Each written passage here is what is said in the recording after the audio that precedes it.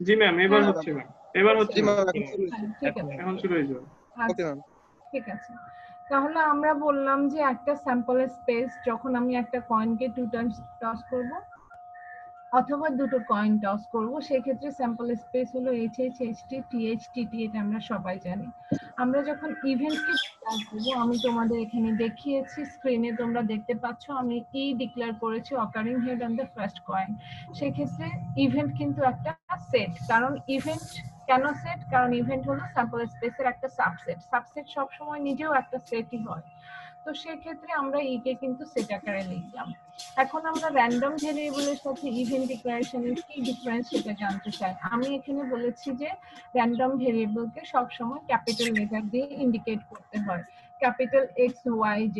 Normally এলজেব্রাতে তোমরা যখন variable ধরেছো সেটাকে কিন্তু তোমরা স্মল লেটার দিয়ে ধরেছো, কিন্তু র্যান্ডম ভেরিয়েবলের ক্ষেত্রে আমরা ক্যাপিটাল লেটার ধরবো। এখন এই ক্যাপিটাল লেটারকে কিভাবে আমরা ডিফাইন করব? এখানে আমি x বলতে বললাম নাম্বার অফ হেড,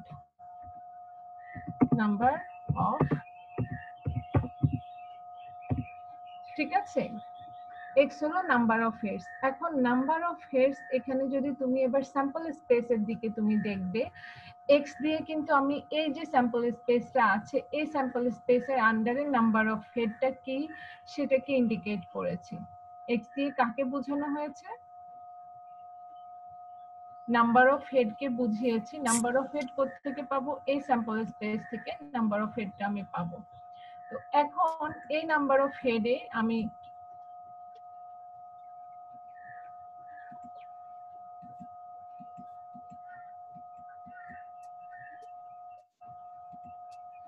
আচ্ছা, এবার এই নাম্বার অফ হেড যেটা আমি লিখলাম ক্যাপিটাল X দিয়ে,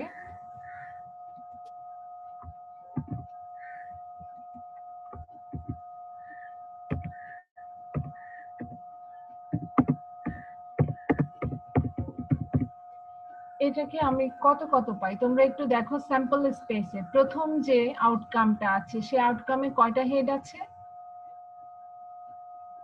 স্যাম্পল দুটো ম্যাম, দুটো আছে, দুটো আছে না?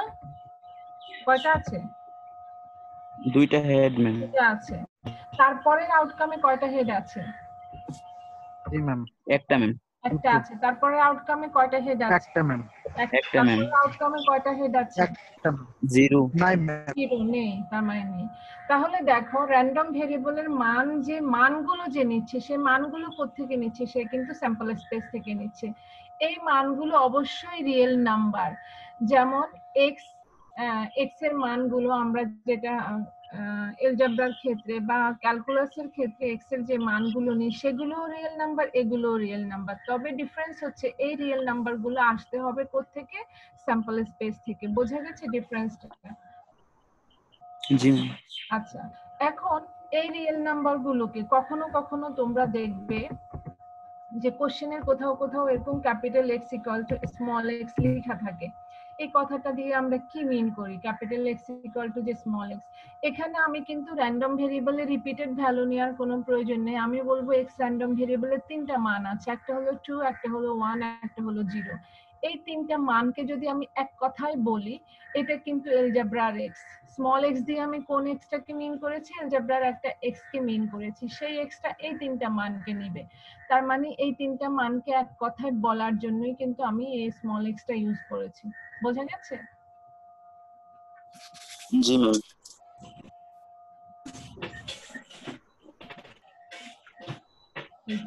এই মানগুলোকে আমি ইনপুট করেছি এই স্মল x টা দিয়ে। তাহলে আমরা কোথাও যদি capital X equal two small x দেখি, ক্যাপিটাল X টা হলো র্যান্ডম ভেরিয়েবলের নাম, আর স্মল x টা কি? স্মল x কি হবে? তার মান। স্মল x কি হবে? তার মান।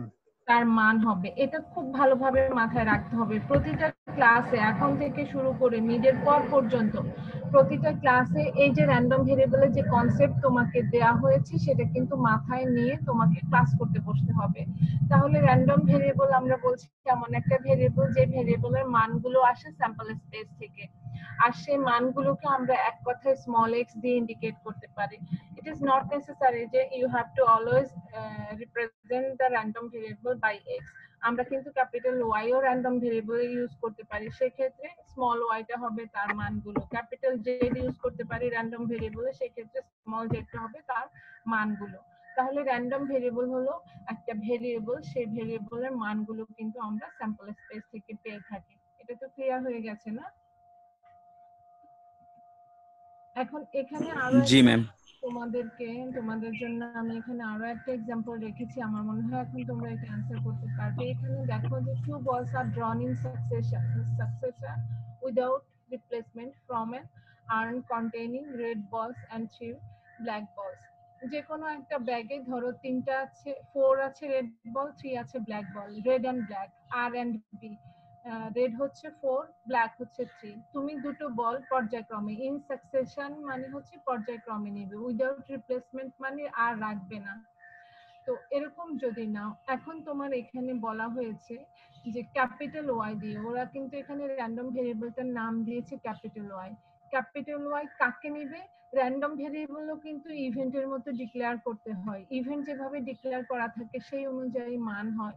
র্যান্ডম ভেরিয়েবলও কিন্তু তোমাকে ডিক্লেয়ার করতে হবে, হয় কোশ্চেনে থাকবে অথবা তুমি নামটা দিয়ে দিবে। তো এখানে ক্যাপিটাল ওয়াই দিয়ে বুঝিয়েছে the possible outcomes of the random variable y, where y is the number of red balls। এখানে দেখো y যে র্যান্ডম ভেরিয়েবলটা, সেই র্যান্ডম ভেরিয়েবলের যে মানটা, সেই মানটা কিন্তু দিয়ে দিয়েছে y is the number of red balls। দেখতে পেয়েছো? সো y এর মানগুলো তুমি নিবে রেড বল থেকে। তাহলে আমরা যদি দুটো বলকে ড্র করি, আমাদের কি কি হতে পারে? পর্যায়ক্রমে যদি আমি দুটো বল নিয়ে থাকি তাহলে দুটোই রেড আসতে পারে, প্রথমটাও রেড, সেকেন্ডটাও রেড, প্রথমটা রেড তারপরে black, black red, black black, এটা আসতে পারে। এখন তুমি, এটা হলো তোমার স্যাম্পল স্পেস, যেহেতু তুমি দুটো বল নিবে পর্যায়ক্রমে, তাহলে এই স্যাম্পল স্পেসটা মানে এই চারটা আউটকাম আসতে পারে। এখন এই চারটা আউটকামের মধ্যে y কে ডিক্লেয়ার করা হয়েছে একটা র্যান্ডম ভেরিয়েবল হিসেবে, এবং সেই y যে মান নিবে, that one is the real number. y is the number, কোন number? Of red ball, red বলের নাম্বার। তো আমরা এখানে দেখতে পাচ্ছি রেড বল আছে দুটো, সো y এর ভ্যালু 2, রেড বল আছে একটা, y এর ভ্যালু 1, রেড বল আছে একটা, y এর ভ্যালু 1 এন্ড রেড বল নেই, সো y এর ভ্যালু হলো 0, আগের মতো করে। আবার কখনো কখনো তোমরা দেখবে যে কন্ডিশনাল র্যান্ডম ভেরিয়েবলও থেকে থাকে। কি ধরনের কন্ডিশন? আমরা পরের एग्जांपलটাতে একটু দেখি। এখানে দেখো এই एग्जांपलটাতে যেটা বলা হয়েছে 3.3, তোমরা দেখতে পাচ্ছ স্ক্রিনে। সেখানে বলা হয়েছে consider the simple condition in which components are arriving from the production line and they are stipulated to be the defective or non defective। তাহলে যে প্রোডাক্টটা সাপ্লাই হচ্ছে সেই প্রোডাক্টের ভেতরে কি হবে? কিছু প্রোডাক্ট ডিফেক্টিভ থাকবে আর কিছু প্রোডাক্ট নন ডিফেক্টিভ থাকবে। এখন যদি তুমি এই ডিফেক্টিভ আর নন ডিফেক্টিভ এটার উপর ডিপেন্ড করে যদি ডিক্লেয়ার করো একটা র্যান্ডম ভেরিয়েবলকে, সেই ক্ষেত্রে কিন্তু তুমি এখানে নাম্বারটা বলে দিচ্ছ না, তুমি বলছো যে যদি ডিফেক্টিভ হয় তাহলে তুমি ওই যে লটটা আছে সেই লটটাকে মার্কিং করো। ধরো একটা লটের মধ্যে ডিফেক্টিভ প্রোডাক্ট আছে, তাকে সেই লটটাকে 0 মার্কিং করো। একটা লটের মধ্যে নন ডিফেক্টিভ প্রোডাক্ট আছে, তাকে ফুল মার্কস 1 দাও, বিকজ আমরা নরমালি 1 ধরে থাকি প্রবাবিলিটির সর্বোচ্চ মান, এটাই রিজন, আর কোনো কারণ নেই। এখানে অন্য যে কোনো মানও তুমি দিতে পারো। তো এখানে বলেছে define the random variable x by, x কে কিভাবে ডিফাইন করা হচ্ছে আমরা এখানে দেখতে পাচ্ছি। x কিন্তু শুরুতে বলে দেওয়া হয় নাই x is the number of defective product, x is the number of non defective product, এরকম করে কিন্তু বলে দেয় না। বলেছে x এর মান 1 হবে যদি কম্পোনেন্টটা ডিফেক্টিভ হয়ে থাকে। এটা কিন্তু উল্টো হলো, বেশি মার্কস দিল, তাই না? কম্পোনেন্ট যদি ডিফেক্টিভ হয়ে থাকে তাহলে 1, যদি নন ডিফেক্টিভ হয়ে থাকে তাহলে হলো 0। তাহলে র্যান্ডম ভেরিয়েবল যেভাবে ডিফাইন করা থাকবে সেটাই কিন্তু তোমাকে কনসিডার করতে হবে। এখানে আমরা পরবর্তীতে আরো জানবো যে কখনো কখনো আমরা প্রবাবিলিটির ক্ষেত্রে কিন্তু আমরা বলি যে আমরা যা পেতে চাই সেটাকে সাকসেস বলে। ধরো তুমি একটা সার্ভে করছো কিরকম, যে ধরো আমাকে নিয়ে একটা সার্ভে চালালে যে ম্যামের সাথে স্টুডেন্টের পাস বা ফেলের সংখ্যা কিরকম স্টুডেন্ট পাস করে। আমি ধরে নিলাম তোমরা জানতে চাইলে যে ম্যামের সাথে বেশি স্টুডেন্ট ফেল করে কিনা। So your target is to find out the number of failure student. তাহলে তুমি কিন্তু এই ফেলিউর স্টুডেন্টের যে মানটা বের করবে সেটাকে তুমি সাকসেস ধরবে। Though the term itself is negative, টার্মটা হলো তুমি ফেল করা স্টুডেন্ট বের করছো, কিন্তু তুমি সেটাকে কি ধরছো, সাকসেস হিসেবে ধরছো। তার মানে তোমার যে কাজ, সেই কাজটা হওয়া মানেই হলো সাকসেস, আর না হওয়া মানে হলো ফেলিউর। এখানে কিন্তু দ্য টার্ম সাকসেস সেটা নিজে যা মিন করে ট্রেডিশনালি লিঙ্গুইস্টিকলি, সেই মিনটা কিন্তু এখানে করে না। এখানে বোঝায় তুমি যে কাজটা করতে যাচ্ছ। তো তুমি কনসিডারেশনে নিয়েছো ফেল স্টুডেন্ট, কিন্তু তুমি কি করেছো, সেই সার্ভেটা করে যে আউটকামটা পেয়েছো তাকে সাকসেস হিসেবে ধরেছো। আমি কি কথাটা বোঝাতে পেরেছি? হ্যালো ম্যাম, যদি আরেকবার একটু বলতেন। আসিফ, তুমি শুনতে পাচ্ছো নাকি রেকর্ড দিয়ে চলে গেছো? ম্যাম শুনতে পাচ্ছি ম্যাম, সমস্যা নেই। তুমি কি আমার কথাটা বুঝতে পেরেছো, যে আমি এখানে যে বলেছি ডিফেক্টিভ কম্পোনেন্টকে 1 ভ্যালু দিয়েছে, আমরা এখানে 1 বলতে যে সব সময় নন ডিফেক্টিভ বা নন নেগেটিভ হলে 1 হবে আর নেগেটিভ হলে 0 হবে, ট্রেডিশনাল যে মিনিং সেই মিনিংটার মধ্যে কিন্তু আমরা নেই। আমার এক্সাম্পলটা কি তোমার কাছে ক্লিয়ার হয়েছে? জি ম্যাম, মোটামুটি হয়েছে, মানে অনেক জায়গায় একটু। কোন জায়গায় বলো? কথাই তো বলেছি একটা এক্সাম্পল, সেটা অনেক জায়গায় কোনটা?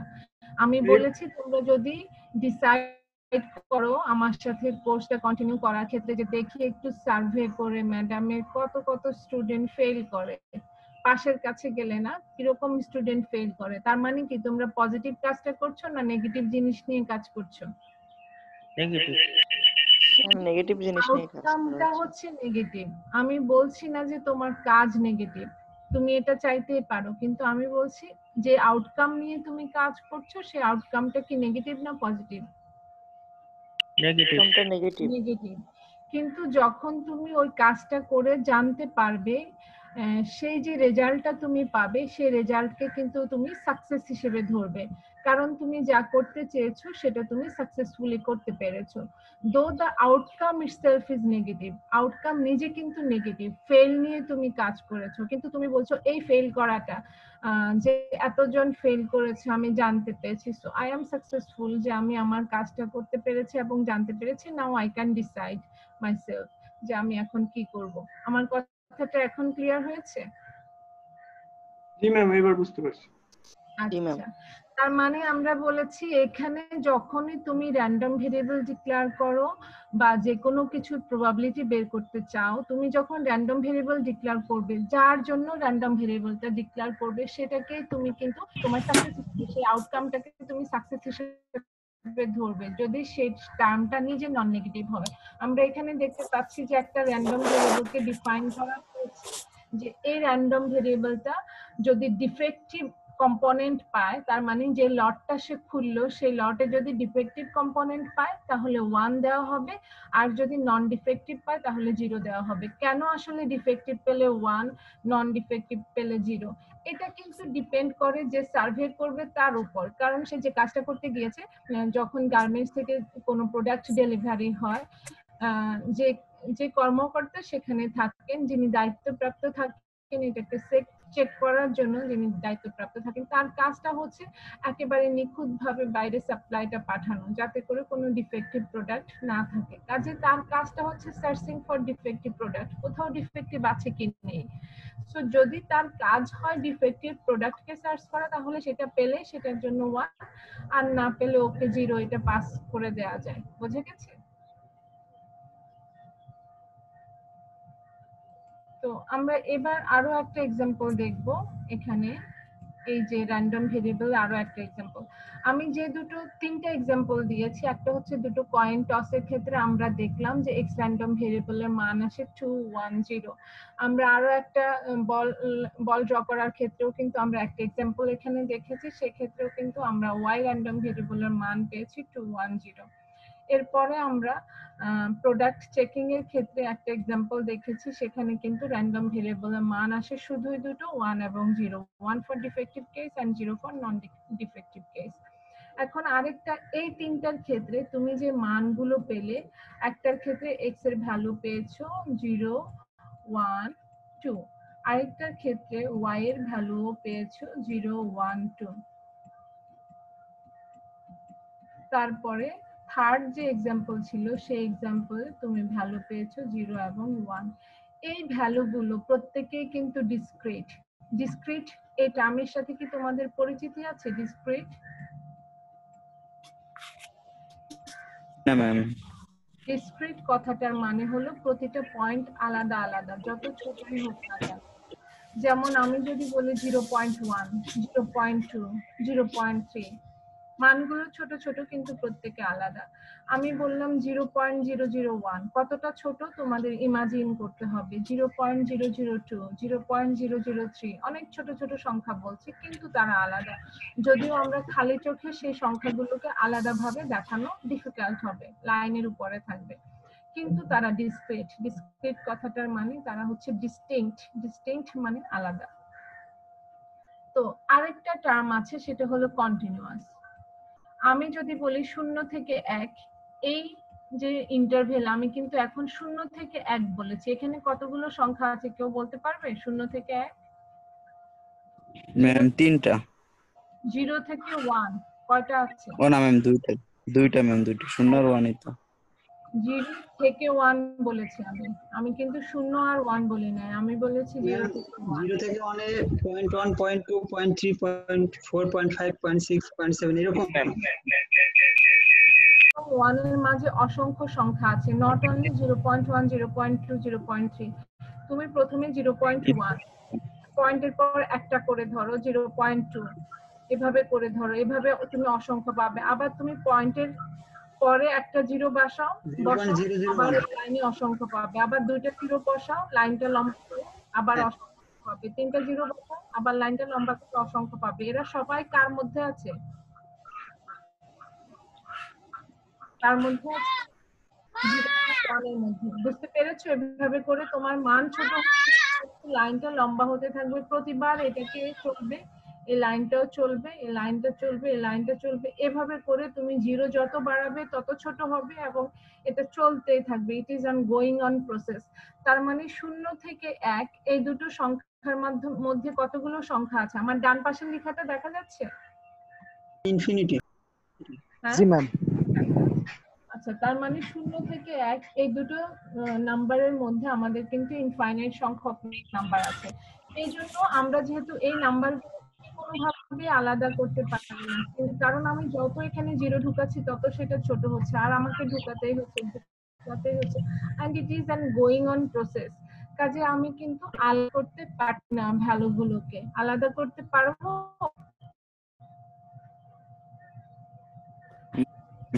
আলাদা কি করতে পারবো আমাকে বলো? সেজন্য যখন কোনো ইন্টারভেল ফর্মে একটা সংখ্যার সেট লেখা হয়, সেটা হলো কন্টিনিউয়াস। আর তুমি যত ছোট সংখ্যায় লিখো, সংখ্যাগুলো যদি কমা কমা দিয়ে লিখো, তাহলে সেটা হলো ডিসক্রিট। বোঝা গেছে? ডিসক্রিট আর কন্টিনিউয়াস। র্যান্ডম ভেরিয়েবল যেমন তোমাকে খুব ভালোভাবে বুঝতে হবে এবং মাথায় নিয়ে ক্লাসটা করতে হবে, সেভাবে কিন্তু তোমাকে ডিসক্রিট একটা কথা, একটা ওয়ার্ড, কন্টিনিউয়াস একটা ওয়ার্ড, এই দুটো ওয়ার্ডের ব্যাপারটাও তোমার ক্লিয়ার হতে হবে। তুমি যখন মানগুলো দেখবে, যত ছোট মানে লেখা থাকুক, কমা কমা দিয়ে লেখা আছে অথবা সামেশন ফর্মে আছে। This is the difference between summation and integration. ডিসক্রিটের ক্ষেত্রে কিন্তু আমরা সামেশন লিখি, আর কন্টিনিউয়াসের ক্ষেত্রে কিন্তু আমরা ইন্টিগ্রেট করি, দুটাই সাম। কিন্তু কন্টিনিউয়াসের ক্ষেত্রে আমাদের একটা এত থেকে এত এই ইন্টারভেলের মধ্যে একটা লাইনের উপরে সব সংখ্যাকে কনসিডারেশনে নিয়ে ইন্টিগ্রেট করা হয়। আর ডিসক্রিটের ক্ষেত্রে সংখ্যা যত ক্লোজই হোক না কেন কিন্তু তারা প্রত্যেকে আলাদা, এরকম আলাদা আলাদা সংখ্যা নিয়ে নিয়ে কিন্তু এগুলো তোমাদের সাবজেক্টের কাজ করার জন্য অনেক বেশি প্রয়োজন এই কনসেপ্টগুলো। যে তুমি যদি ডিসক্রিট কেস নিয়ে কাজ করতে চাও তাহলে তোমাকে কিন্তু সেই সিরিজটা ইনফাইনাইট হতে পারে, এখানেও অসংখ্য সংখ্যা। আমরা যেমন এখানে লিখি n equal to -∞, যে কোনো নেগেটিভ ইনফিনিটি থেকে শুরু করে n equal to infinity, positive infinity, কিন্তু আমরা সাম করছি। সেই ক্ষেত্রে আমাদের বুঝতে হবে আমরা কিন্তু এখানে ডিসক্রিট ভ্যালু নিয়ে কাজ করছি। আর খুব ছোট একেবারে ইনফাইনাইটে গেলামই না, 0 থেকে 1 এর মধ্যে ইন্টিগ্রেট করলাম, তারপরেও কিন্তু এখানে অসংখ্য সংখ্যা যাদেরকে তুমি আলাদা করতে পারো না, সে কারণে তুমি ইন্টিগ্রেট করছো। বোঝা গেছে ডিসক্রিট কন্টিনিউয়াস বিষয়টা? জি ম্যাডাম। আচ্ছা, এখন আমরা যেখানে যাচ্ছি সেটা হচ্ছে আমি তোমাদেরকে বলেছি যে আমি যে 3টে एग्जांपल তোমাদেরকে দিয়েছি তার ক্ষেত্রে র্যান্ডম ভেরিয়েবলের ক্ষেত্রে সেই 3টে एग्जांपलের যে মানগুলো তুমি পেয়েছো, এই র্যান্ডম ভেরিয়েবল আমি যে 3টাকে রেড দিয়ে বক্স করছি, এই র্যান্ডম ভেরিয়েবলের যে মানগুলো পেয়েছো এই মানগুলো কি ডিসক্রিট না কন্টিনিউয়াস? মানগুলো ম্যাম ডিসক্রিট। হ্যাঁ, এই মানগুলো ডিসক্রিট। আর কন্টিনিউয়াস কিভাবে লেখা হয়, হয় এরকম ইন্টারভ্যালের মাধ্যমে কন্টিনিউয়াস লেখা হবে, অথবা কন্টিনিউয়াস যেভাবে তোমরা বুঝবে, যেমন এভাবে দেয়া থাকবে 0 is less than x is less than 1, এরকম ফর্মে যদি দেয়া থাকে ইন্টারভ্যাল ফর্মে, তাহলে তুমি বুঝবে যে এই মানটা হলো কন্টিনিউয়াস। তাহলে কন্টিনিউয়াস আর ডিসক্রিট মান চিনতে পারবে তো এখন থেকে? জি ম্যাম। ইনশাআল্লাহ ma'am. G ma'am. less than or equal to x দেয়া থাকলো or less than 2 থাকলো, এরকম যদি মোডে থাকে তাহলে এই মানগুলো হলো কন্টিনিউয়াস মান। আর যখন কমা দিয়ে লেখা থাকবে র্যান্ডম ভেরিয়েবলের মান, সেক্ষেত্রে তাকে ডিসক্রিট মান। ঠিক আছে? তো আমি যে 3টে एग्जांपल দিয়েছি সেই 3টে एग्जांपलই হলো ডিসক্রিটের কেস।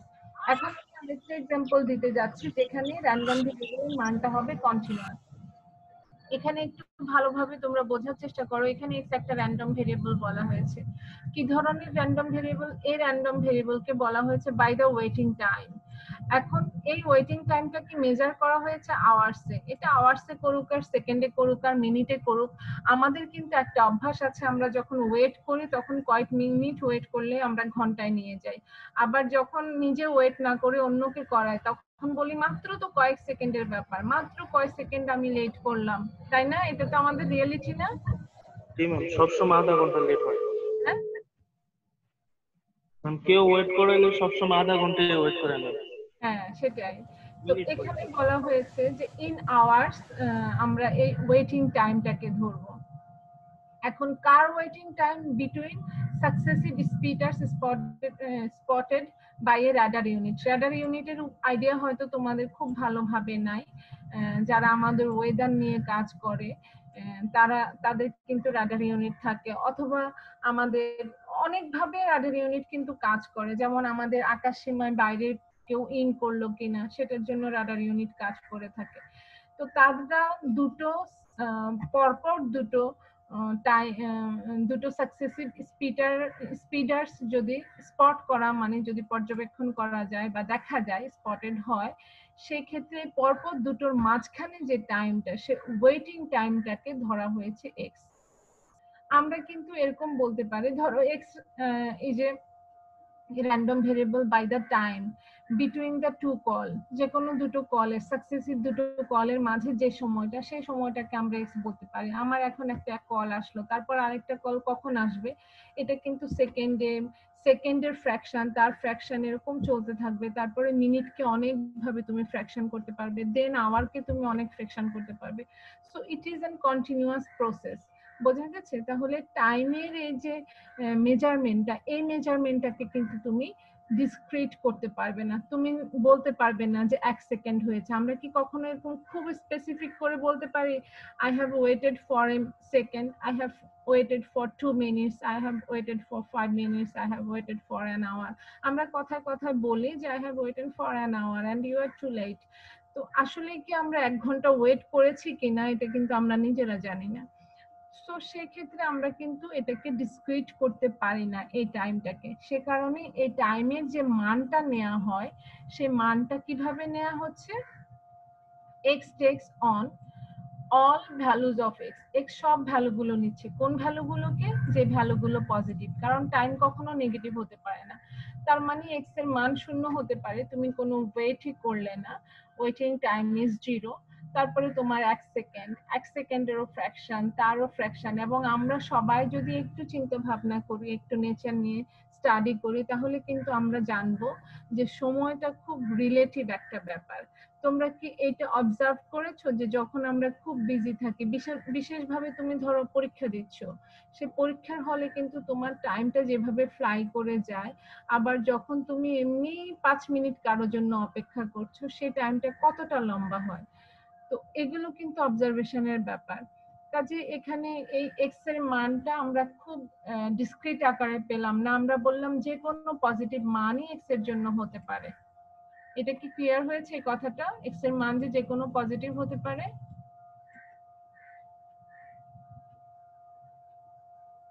হ্যালো, হ্যাঁ ম্যাম, x এর মান 0 অথবা 0 থেকে ছোট হবে। ধরো 1 সেকেন্ড, আধা সেকেন্ড, আধা সেকেন্ডেরও ফ্র্যাকশন, 1 মিনিট, তার ফ্র্যাকশন, তার ফ্র্যাকশন, তার ফ্র্যাকশন। আমি এখানে ফ্র্যাকশন বলতে সে সময়টাকে ছোট করছে, আরো ছোট করছে, আরো ছোট করছি। 2 মিনিট, তার চেয়ে কম। 3 মিনিট, তার চেয়ে কম। 4 মিনিট, তার চেয়ে কম। তার মানে এক্স এর মান তো নেগেটিভ হতে পারে না, যে আমি নেগেটিভ টাইম পর্যন্ত তোমার জন্য অপেক্ষা করলাম, I have waited for you -1 hour. এটা কি বলা যায়? I have waited for you ধরো -2 সেকেন্ড, এটা কি বলা যায়? না ম্যাম, সময় কখনো নেগেটিভ বলা যায় না। তার মানে এটা 0 হতে পারে, আমি আমার একদমই অপেক্ষা করতে হয়নি তোমার জন্য, সেটা হচ্ছে 0। তারপরে আমার অপেক্ষাটা বাড়লো বাড়লো বাড়লো, সেটা হলো সব পজিটিভ আপ টু ইনফিনিটি। বোঝা গেছে? জি ম্যাম। আচ্ছা, তাহলে আমরা বুঝলাম এটা হলো একটা কন্টিনিউয়াস। এই যে আমি তোমাদেরকে বললাম, যখন র্যান্ডম ভেরিয়েবল মান কন্টিনিউয়াস আকারে লেখা থাকবে, তখন কিন্তু এটা ইন্টারভ্যাল ফর্মে লেখা থাকবে। এখন এই ইন্টারভ্যালটাকে আমি তো তোমাদেরকে বলেছি যে এরকম হবে, অলওয়েজ যে এদিকে 0ই থাকতে হবে এরকম কিন্তু কথা না, এটা আমি একটা দেখিয়েছিলাম। আর এই যে x is greater than or equal to 0, এই কথাটা দিয়ে কি বুঝিয়েছে? x is greater than or equal to 0, এটাকে যদি আমি এভাবে লিখতে চাই, তাহলে আমি লিখবো 0 is less than x is less than infinity। বোঝা গেছে? x is greater than 0 এই কথাটাকে কি লেখা যায়? x is greater than 0, এখানেও আমি লিখেছি x হচ্ছে 0 এর চেয়ে বড়, কিন্তু ইনফাইনাইট এর চেয়ে ছোট। তার মানে x এর মান 0 থেকে ইনফিনিটির দিকে যেতে থাকবে। বোঝা গেছে? দুটো জিনিসই সেম। এই যে এই দুটো হচ্ছে একই।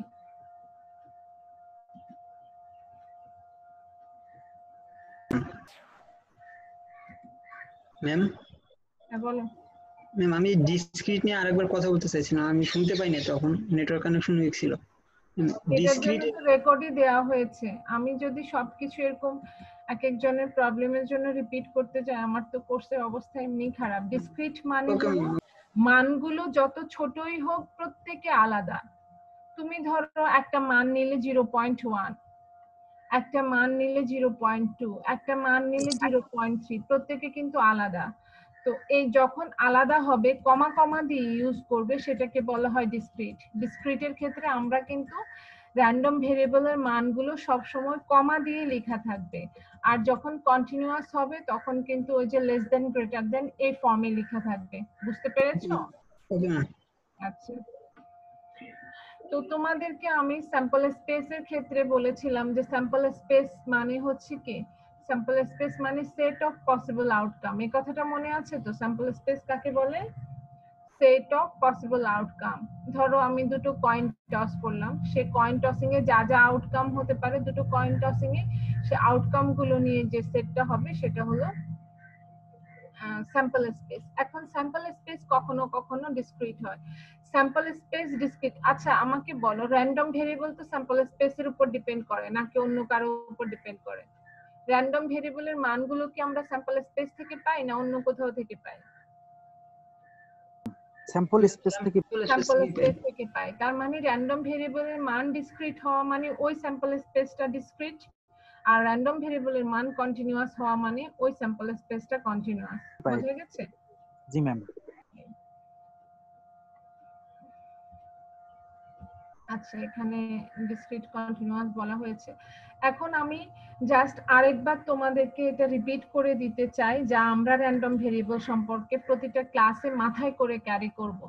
নাম্বার 1 কথা হচ্ছে র্যান্ডম ভেরিয়েবল একটা আননোন ভেরিয়েবল, যেমন এলজেব্রার ভেরিয়েবল তেমনই একটা আননোন ভেরিয়েবল। তবে এই ভেরিয়েবলের মানগুলো পাবো আমরা স্যাম্পল স্পেস থেকে বা পসিবল আউটকাম থেকে। র্যান্ডম ভেরিয়েবলের মানগুলো আমরা কোত্থেকে পাবো? র্যান্ডম ভেরিয়েবল হচ্ছে আননোন ফাংশন, আননোন টার্ম। এই মানগুলো আমরা পাবো স্যাম্পল স্পেস থেকে। ঠিক আছে, র্যান্ডম ভেরিয়েবলকে সাধারণত ক্যাপিটাল লেটার দিয়ে ইন্ডিকেট করতে হয়, তার মানে ক্যাপিটাল এক্স, ক্যাপিটাল ওয়াই আর ক্যাপিটাল জেড। র্যান্ডম ভেরিয়েবলের যে মানগুলো আমরা পাচ্ছি সেই মানগুলোকে যদি আমরা একটা লেটার দ্বারা ইন্ডিকেট করতে চাই, যেমন 0 1 2 3 4 একটা র্যান্ডম ভেরিয়েবলের মান আছে, এই মানগুলোকে যদি আমরা এক কথায় লিখতে চাই, ক্যাপিটাল এক্স ইকুয়াল টু 0 1 2 3, এই তিনটা বা চারটা মানকে যদি আমি এক কথায় লিখতে চাই তাহলে আমি লিখবো capital x equal two small x, যেখানে স্মল এক্স এর মান দেয়া থাকবে 0 1 2 3।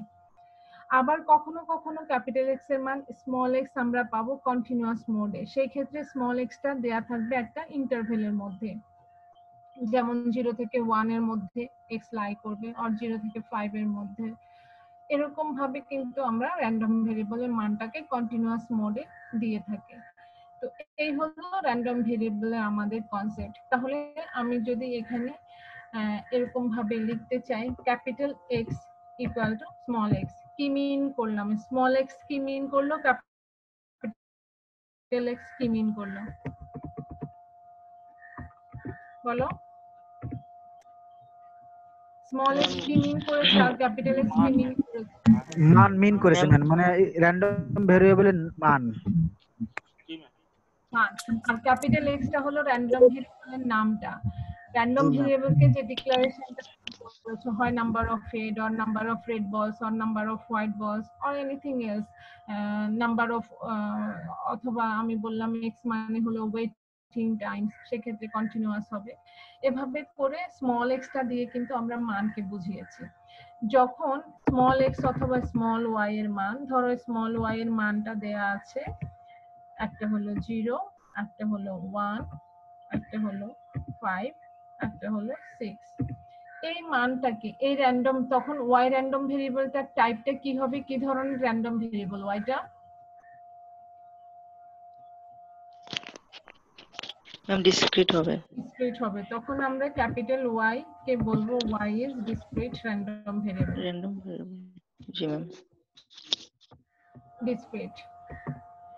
আর ধরো এক্স এর মানটা এরকম আছে, 0 is less than x is less than 3, তাহলে ম্যাম কন্টিনিউয়াস হবে, চলতেই থাকবে। এটাকে আমরা বলবো capital x is continuous random variable.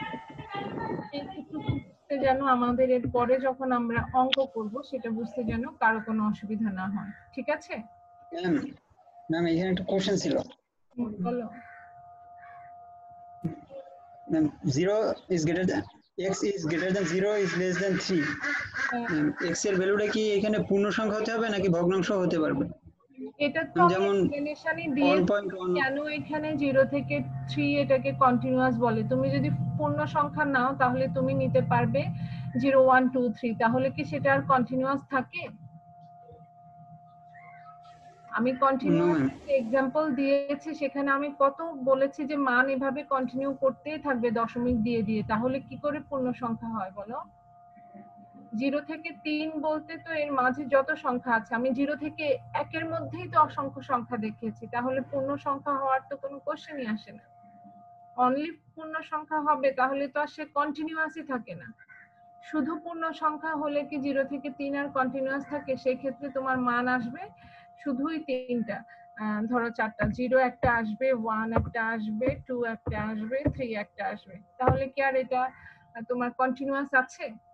Continuous কথাটার মানে হলো 0 থেকে 3 এর মধ্যে যত ক্ষুদ্রাতি ক্ষুদ্র সংখ্যা আছে প্রত্যেককেই তোমার কনসিডার করতে হবে।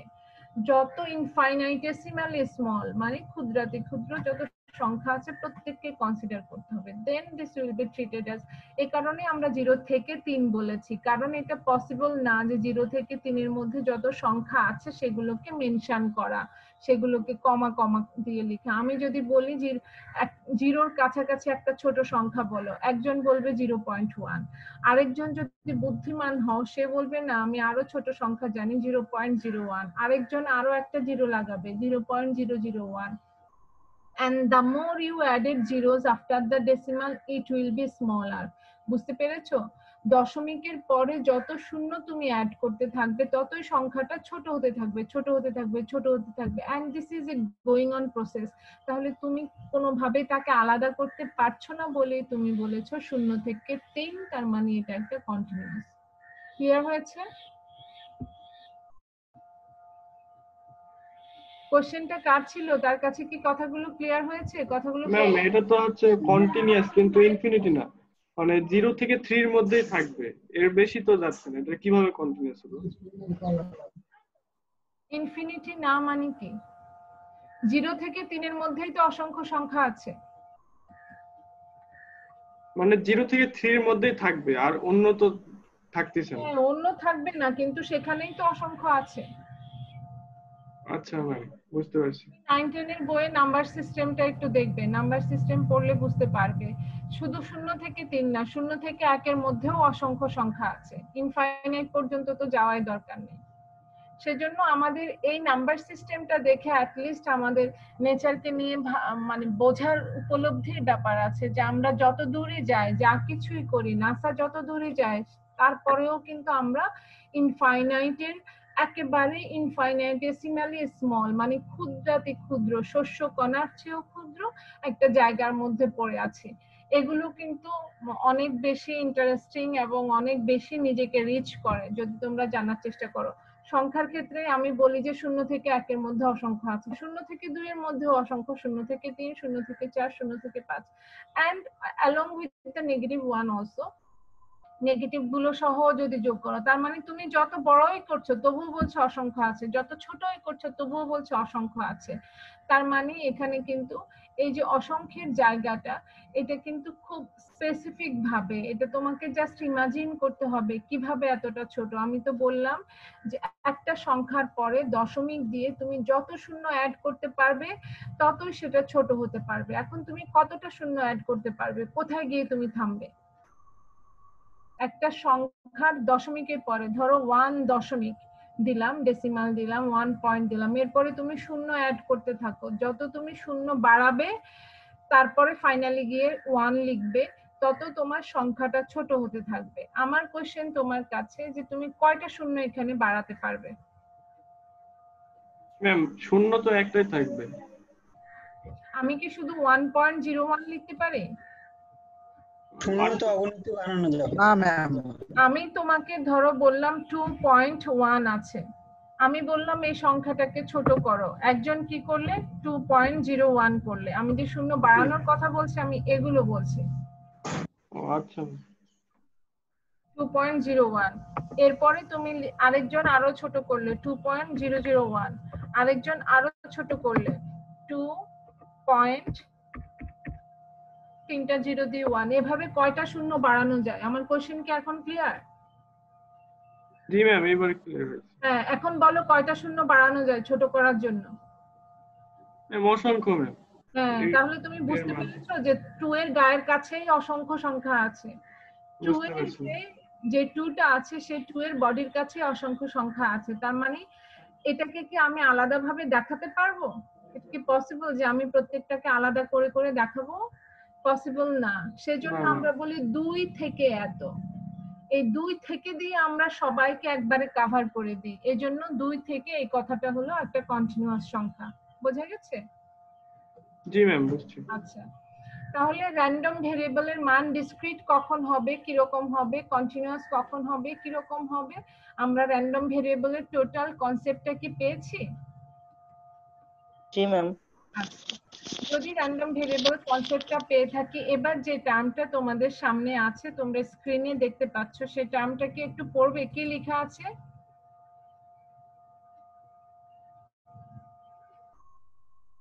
ডিসক্রিট প্রবাবিলিটি ডিস্ট্রিবিউশন, এটা লেখা আছে না? জি ম্যাম, ডিসক্রিট।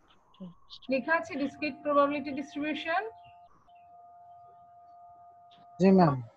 আচ্ছা, আমি প্রথমে ডিসক্রিট এই কথাটাতে যাব না, আমি বলবো শুধু প্রবাবিলিটি ডিস্ট্রিবিউশন, এইটার সাথে তুমি আগে পরিচিত হও। প্রবাবিলিটি ডিস্ট্রিবিউশন যেহেতু স্যাম্পল স্পেস, আমরা বলেছি যে স্যাম্পল স্পেস ডিসক্রিটও হতে পারে, কন্টিনিউয়াস হতে পারে। স্যাম্পল স্পেসের উপর যেহেতু র্যান্ডম ভেরিয়েবল নির্ভর করে, র্যান্ডম ভেরিয়েবল ডিসক্রিটও হতে পারে, কন্টিনিউয়াসও হতে পারে। সেরকম ভাবে প্রবাবিলিটি ডিস্ট্রিবিউশন ডিসক্রিটও হতে পারে, কন্টিনিউয়াসও হতে পারে। তো আমরা আগে জেনে নিই যে প্রবাবিলিটি ডিস্ট্রিবিউশন কাকে বলে। ডিস্ট্রিবিউট করা এই কথাটার মানে কি?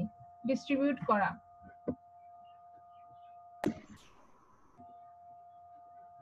বন্টন করা। বন্টন করা বোঝায়। আমি যদি ধরো তোমাকে 500 টাকা দিয়ে বলি যে এই এদের মাঝে তুমি এই টাকাটা বন্টন করো, ডিস্ট্রিবিউট করো, তাহলে তুমি কি করবে? সবাইকে ইকুয়াল দিবে না আনইকুয়াল দিবে? এটা কিন্তু আমি যদি তোমাকে বলে না দিই, সেটা কিন্তু তুমি তোমার মতো করে দিবে, তুমি বুঝে দিবে কিভাবে ডিস্ট্রিবিউট করতে হবে। আমরা যখন কোথাও কোনো কিছু ডিস্ট্রিবিউট করতে যাই, সেই ডিস্ট্রিবিউশনে কিন্তু প্রত্যেকের এক একটা আলাদা আলাদা নর্ম থাকে যখন সেটা সত্যিকার অর্থে ডিস্ট্রিবিউট হচ্ছে। যেমন এখন আমাদের যে সিচুয়েশন, করোনা সিচুয়েশনে আমরা দেখতে পাচ্ছি যাদেরকে আমরা শুরু থেকে খুব কর্ডিয়ালি একেবারে অন্তরের অন্তঃস্থল থেকে দোয়া করেছি যে তারা এতটা ভলেন্টিয়ার সার্ভিস দিচ্ছে এই দেশটাকে, তাদেরকে আমরা আজকে যে ফর্মে দেখতে পাচ্ছি, উই আর ডিভাস্টেটেড, যে আমরা একেবারে মানে কোনোভাবে এটা নিতে পারছি না। তো এই যে ডিস্ট্রিবিউশনের জায়গাটা, সেখানে তারা কতটা স্বার্থপর আচরণ করে আমাদেরকে দেখিয়েছে যে কিভাবে তারা সার্ভিস দিচ্ছে, কিভাবে তারা মানুষের জন্য কাজ করছে। এরকম প্রত্যেকটা ক্ষেত্রে যখনই আমরা দেখি যে ত্রাণ ডিস্ট্রিবিউট হবে, তখন কিন্তু ডিপেন্ড করে যে ত্রাণটা কে দিচ্ছে। আমরা দেখেছি মাশরাফির ত্রাণ দেওয়া, আমরা দেখেছি আমাদের আরো অনেকের ত্রাণ দেওয়া, প্রত্যেকের ডিস্ট্রিবিউশন কিন্তু ভিন্ন হয়। তার মানে আমরা একেবারে সোজাভাবে যে যা মিন করে ডিস্ট্রিবিউশন মানে বন্টন করা, সেখানে অনেক কিছুই ডিস্ট্রিবিউট হতে পারে। ত্রাণে যেমন টাকা হতে পারে, যার যা সাপোর্ট দরকার সে ধরনের সাপোর্টিভ জিনিসগুলো হতে পারে ডিস্ট্রিবিউশনের আওতায়। কিন্তু আমরা যখন প্রবাবিলিটি ডিস্ট্রিবিউশন করব, তখন কিন্তু আমরা বলবো যে আমরা ডিস্ট্রিবিউট করতে যাচ্ছি প্রবাবিলিটি। ডিস্ট্রিবিউট কি করতে যাচ্ছি? প্রবাবিলিটি। এটা খুব ফানি যে প্রবাবিলিটি আবার কিভাবে ডিস্ট্রিবিউট করতে হয়। যখন আমরা কোনো টাকা পয়সা ডিস্ট্রিবিউট করছি, তখন আমরা সেটা মানুষের মধ্যে ডিস্ট্রিবিউট করছি। তাহলে যাকে দিচ্ছি সেটা হচ্ছে একটা পার্ট, আর যে দিচ্ছে বা যা দিচ্ছি সেটা হলো একটা পার্ট। আমরা যখন প্রবাবিলিটিকে ডিস্ট্রিবিউট করব, তখন কিন্তু আমরা দেখবো যে প্রবাবিলিটি কাকে ডিস্ট্রিবিউট করতে হয়। প্রবাবিলিটিকে কোনো মানুষকে দেয়া যায়, কোনো জিনিসকে দেয়া যায়, কোনো ঘটনাকে দেয়া যায়, প্রবাবিলিটি কাকে দেয়া যায়? তো প্রথমত প্রবাবিলিটি কত কত আমি ডিস্ট্রিবিউট করব, সেই ক্ষেত্রে আমরা জানি টোটাল প্রবাবিলিটি হলো 1। টোটাল আমাদের প্রবাবিলিটি কত আছে হাতে? 1 স্যাম্পল স্পেসের টোটাল প্রবাবিলিটি হলো 1, এবং আমরা বলেছি প্রবাবিলিটি শুরু হলো 0 থেকে। তার মানে 0 মানে কোনো সম্ভাবনা নাই, এটা কাউকে কাউকে তুমি দিতে পারো। যেমন আজকের যে ওয়েদার আছে, আমাদের দেশের যে ওয়েদার আছে, সেই ওয়েদারের ক্ষেত্রে আমি যদি বলি what is the probability of snowfall, স্নোফলের প্রবাবিলিটি কত? আমাদের দেশে আজকে স্নোফল হবে, তার প্রবাবিলিটি কত? 0 0। যারা কখনো কখনো অতিমাত্রা জোর দিতে গিয়ে বলো যে কোনো সম্ভাবনাই নাই, এটা negative, it is a wrong concept. তুমি যদি বলো যে সম্ভাবনা নেগেটিভ, সম্ভাবনা কখনো নেগেটিভ হবে না, 0 পর্যন্তই যথেষ্ট। যে এর কোনো সম্ভাবনা নেই, দ্যাট মিন্স প্রবাবিলিটি ইজ 0। তো প্রবাবিলিটি তো 0 থেকে শুরু হয়, কিন্তু সর্বোচ্চ প্রবাবিলিটি হলো 1। তার মানে আমরা 1 এই সংখ্যাটা ডিস্ট্রিবিউট করতে যাচ্ছি। এখন কার মধ্যে ডিস্ট্রিবিউট করতে যাচ্ছি সেটা আমরা একটু দেখে নিই। ধরো একটা স্যাম্পল স্পেসে আউটকাম আছে কি কি?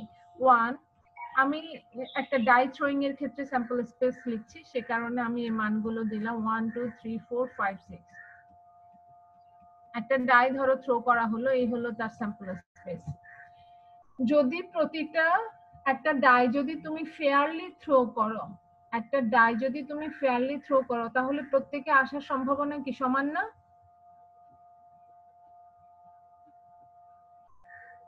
একটা ডাই যদি ফেয়ারলি থ্রো করো, তাহলে জি যে কোনো একটা ফেস আসার ম্যাম। সম্ভাবনা কি সমান না? সমান না। সমান, এটাকে বলা হয় equally likely outcome. Equally likely মানে প্রত্যেকের সম্ভাবনা সমান।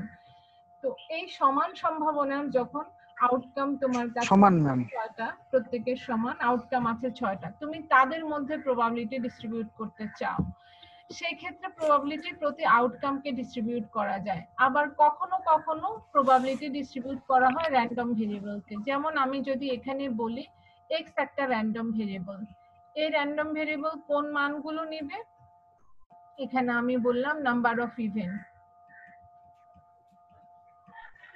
ইভেন মানগুলো নেবে। সেই ক্ষেত্রে কিন্তু x এর মানগুলো কি কি হবে, x এর মানগুলো কি হবে, x এর মান যদি নাম্বার অফ ইভেন্ট হয় x এর মানগুলো কি কি হবে?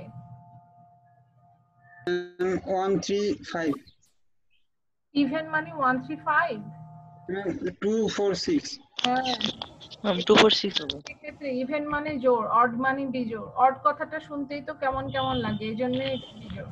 আর ইভেন্ট মানে হচ্ছে স্মুথ প্লেন জোড়। তো আমরা x এর মান 2 4 6 নিলাম, যেহেতু x বললাম নাম্বার অফ ইভেন্ট। সেই ক্ষেত্রে আমি এখন বলবো র্যান্ডম, এই যে আমি বললাম প্রবাবিলিটি আমি ডিস্ট্রিবিউট করব, প্রবাবিলিটি কার মধ্যে ডিস্ট্রিবিউট করতে হয় তোমরা দেখো, প্রবাবিলিটি অফ x, তার মানে র্যান্ডম ভেরিয়েবলকে ডিস্ট্রিবিউট করতে হয়। অথবা কখনো কখনো ইভেন্টকে, আমি যদি বলি প্রবাবিলিটি অফ ই, একটা ইভেন্টকে, ধরো ইভেন্ট বললাম নাম্বার অফ ইভেন্ট, সেটাও ইভেন্ট হতে পারে। তুমি ইভেন্ট হিসেবে ডিক্লেয়ার করলে ইভেন্ট, আর র্যান্ডম ভেরিয়েবল হিসেবে ডিক্লেয়ার করলে র্যান্ডম ভেরিয়েবল। তার মানে প্রবাবিলিটি দেয়া যায় কাকে, এই জায়গাটা আমি ক্লিয়ার করার চেষ্টা করছি। যেমন টাকা দিতে হয় মানুষকে, কোনো হাঁস মুরগিকে টাকা দিলে কাজে লাগবে না, সেরকম প্রবাবিলিটি তোমাকে দিতে হবে, ডিস্ট্রিবিউট করতে হবে কার মধ্যে, র্যান্ডম ভেরিয়েবলের মধ্যে অথবা ইভেন্টের মধ্যে। বোঝা গেছে?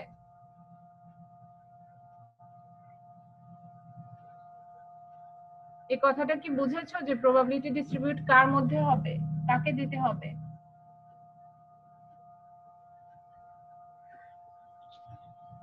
ম্যাম প্রবাবিলিটি কাকে করতে হয়? random variable or event. ইভেন্টকে দিতে হয়। আর সেটা লেখার নিয়ম হলো এই যে ক্যাপিটাল পি দিয়ে ফার্স্ট ব্র্যাকেটের মধ্যে যাকে দিবে তাকে ফার্স্ট ব্র্যাকেটে রাখবে ক্যাপিটাল জি পি। ম্যাম। তো এই হলো প্রবাবিলিটি, আমরা ডিস্ট্রিবিউট করব, কাকে ডিস্ট্রিবিউট করব এটা আমরা জানলাম। এখন আমি যদি তোমাকে বলি ধরো প্রবাবিলিটি অফ x, x তো হচ্ছে কয়েকটা সংখ্যা আছে, x এর কোন মানটাকে আমি প্রবাবিলিটি দিব, সেই ক্ষেত্রে কিন্তু আমি এভাবে লিখবো, x এর কোন মানটাকে আমি প্রবাবিলিটি দিব, ধরো probability of x equal to 2, x এর 2 এই মানটাকে আমি দিব।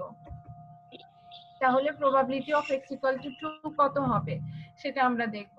তার মানে x এর 2 এই মানটার প্রবাবিলিটি, আমি প্রবাবিলিটি কিন্তু দিচ্ছি 2 কে, কত দিব, যেহেতু আমি বলছি একটা ডাই থ্রো করছি আমি ফেয়ারলি, তার মানে প্রত্যেকের আসার সম্ভাবনা সমান। প্রত্যেকের আসার সম্ভাবনা যদি সমান হয় তাহলে 2 পাবে 1/6, প্রত্যেকে 1/6 করে পাবে, সেরকম ভাবে 2 ও পাবে কি 1/6। ঠিক আছে? জি ম্যাম। আচ্ছা, তাহলে আমরা এই যে টার্মটা, এই টার্মটা যেন খুব ভালোভাবে চিনতে পারি এবং বুঝতে পারি যে এখানে আমরা probability of x equal to 2 এই কথাটা দ্বারা মেইন করছি যে x এর প্রবাবিলিটি 2 আসার সম্ভাবনা, x এর প্রবাবিলিটি হচ্ছে 2 আসার সম্ভাবনা, এটা মেইন করছি। সে সম্ভাবনার জায়গাটা কত সেটা আমরা বলে দিলাম, সেটা হলো 1/6। So probability of x equal to 2। আবার আমি বলতে পারি probability of x equal two, ধরো আমি বললাম 4, সেটার সম্ভাবনাও কিন্তু 1/6। আমাদের এই প্রবলেমের ক্ষেত্রে 1/6, সব প্রবলেমে যে 1/6 হবে তা কিন্তু না, ডাই থ্রোইং এর ক্ষেত্রে। তো আমি এরকম ভাবে প্রত্যেকটা সংখ্যারই কিন্তু বলতে পারি probability of x equal two ধরো 5, এটার একটা প্রবাবিলিটি আমি মেজার করতে পারি। Probability of x equal two 6, of x equal to 6, এটা আমি মেজার করতে পারি। Probability of x equal to, আচ্ছা x ইকুয়াল টু আমি 7 লিখলাম, x ইকুয়াল টু 7 এটা কি আমি মেজার করতে পারবো? জি না ম্যাম। কারণ এটা আমাদের আউটকামের মধ্যে নেই, তাহলে এটা মেজার করার প্রশ্ন আসে না। আমি এই যে অনেকগুলো প্রবাবিলিটি তোমাদের লিখেছি x equal to 2, x equal to 3, x equal to 4, 5, 6 আর x ইকুয়াল টু 1, এই সব প্রবাবিলিটি গুলোকে যদি আমি এক কথায় লিখতে চাই, আমি এখানে কি ক্লিয়ার করতে পেরেছি probability of x equal to 2 দিয়ে আমি কি মিন করছি, 3 দিয়ে কি মিন করছি? হ্যাঁ এটা ম্যাম। কি ক্লিয়ার হয়েছে? হ্যাঁ ম্যাম টোটাল আউটকাম কে বোঝানো হয়েছে। x equal to 1 মানে হলো 1, এই যে আউটকাম গুলো স্যাম্পল স্পেসে যে আউটকাম গুলো আসছে সেখানে 1 আসার প্রবাবিলিটি কত? Probability of x equal to 1 মানে হচ্ছে এই আউটকামে 1 আসার প্রবাবিলিটি কত? Probability of x equal to 2 কথাটার মানে হলো 3 আসার প্রবাবিলিটি কত? x equal to 6 তার এখানে মানে অনার্সের সম্ভাবনা 6 আসার প্রবাবিলিটি কত?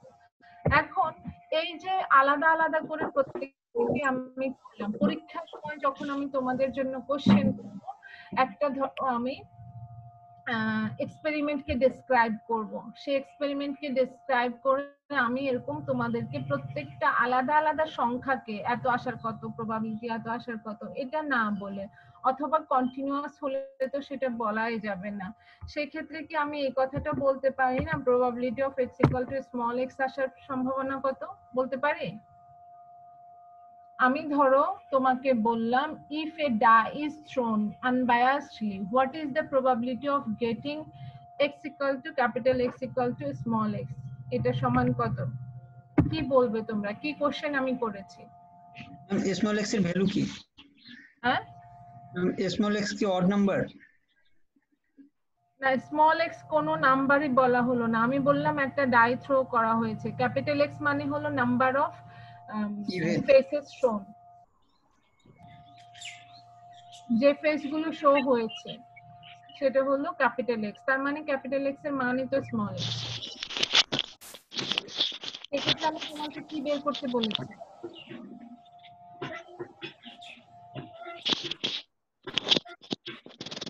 ম্যাম আমি পসিবল আউটকাম এর মান মনে হয় ম্যাম। আমি তোমাকে বললাম একটা ডাই থ্রো করা হয়েছে, যদি এক্স এই র্যান্ডম ভেরিয়েবল দ্বারা বোঝানো হয় নাম্বার অফ ফেসেস শোন অর অ্যাবাভ, যেটা উপরে আসবে সেই ফেসের নাম্বারটা দিয়ে যদি ক্যাপিটাল এক্স মিন করে তার মানে স্মল এক্স হবে 1 2 3 4 5 6। আমি যদি বলি capital x is number of even numbers শোন অ্যাবাভ, তাহলে সেটা দিয়ে মিন করে যখন শুধু 2 4 6 করবে। আমি এখন তোমাকে এক কথায় কোশ্চেন করলাম, let X be the random variable indicating number of shown faces, x টা ইন্ডিকেট করছে number of shown faces, what is the probability of x equal to x, তখন তুমি কি ক্যালকুলেট করবে? তুমি আলাদা আলাদা ভাবে ক্যালকুলেট করবে x এর মান 1 আসার প্রবাবিলিটি কত, x এর মান 2 আসার প্রবাবিলিটি কত, যেহেতু আমি x দিয়ে বলেছি নাম্বার অফ ফেসেস শোন অ্যাবাভ, যে ফেস গুলো দেখা যাচ্ছে সেই ফেস গুলোর নাম্বারটা হচ্ছে ক্যাপিটাল এক্স, তাহলে তার মানগুলো হবে 1 থেকে 6 পর্যন্ত প্রত্যেকে। সো আমি এক কথাই কোশ্চেন করেছি what is the probability of getting x equal two small x, এই কথাটার মানে হচ্ছে আমি 1 থেকে 6 পর্যন্ত প্রত্যেকের প্রবাবিলিটি কত সেটা জানতে চাই, তাহলে তোমাকে প্রত্যেককে আলাদা করে করে বের করতে হবে। বোঝা গেছে কথাটা? হ্যাঁ ম্যাম। Hello ma'am. হ্যাঁ বলো। হ্যালো ম্যাম, আমি একটু কনফিউশন ম্যাম, যখন ম্যাম এখানে ম্যাম ইভেন নাম্বার যখন বের করলেন মানে স্যাম্পল স্পেস, ইভেন অড বললে অড, কিছু না বললে যা বলেছি তাই, যেভাবে আরেকটা ম্যাম, একে ডিক্লেয়ার করা থাকবে সেভাবে। জি আরেকটা ম্যাম হচ্ছে x ইজ ইকুয়াল টু 2 হলো, যেটা 1 থেকে 6 পর্যন্ত, তাহলে ম্যাম ওটা হচ্ছে 1/6, মানে 1 থেকে 6 এর মধ্যে ওই 2 ডিজিট সংখ্যাটা আছে, বা x ইজ ইকুয়াল টু 4 হলে 1 থেকে 6 পর্যন্তই ওই 4 সংখ্যাটা আছে, এভাবেই ম্যাম, এভাবে কি হবে ম্যাম? কিন্তু 4 সংখ্যা আছে, আমি কিন্তু বিষয়টা এইভাবে বলি নাই। প্রবাবিলিটি মেজারমেন্ট কতদিনই শেখানো হয়েছে, আমরা আউটকাম বের করার জন্য যে কোনো একটা ইভেন্ট ক্যালকুলেশনের ক্ষেত্রে number of favourable outcome divided by number of total outcome, আমি প্রবাবিলিটি মেজারমেন্টের ক্ষেত্রে দেখবো যে আমি 1 মেজার করতে যাচ্ছি, 1 কতবার আছে, that one is number of favourable, তাহলে আমি উপরে সেই সংখ্যাটা লিখবো। যদি 1 দুইবার থাকে সেখানে, তাহলে আমার কিন্তু নাম্বার অফ ফেভারেবল সেটা হবে 2 ডিভাইডেড বাই টোটাল স্যাম্পল স্পেসের মধ্যে যতটা আউটকাম আছে সেটা হলো নিচে থাকবে। সো প্রবাবিলিটি মেজার করার যে ক্লাসিক্যাল ডেফিনিশন বা ফর্মুলা, সে ফর্মুলায় বলা আছে number of favourable outcome divided by number of total outcome, এটা হলো ফর্মুলা।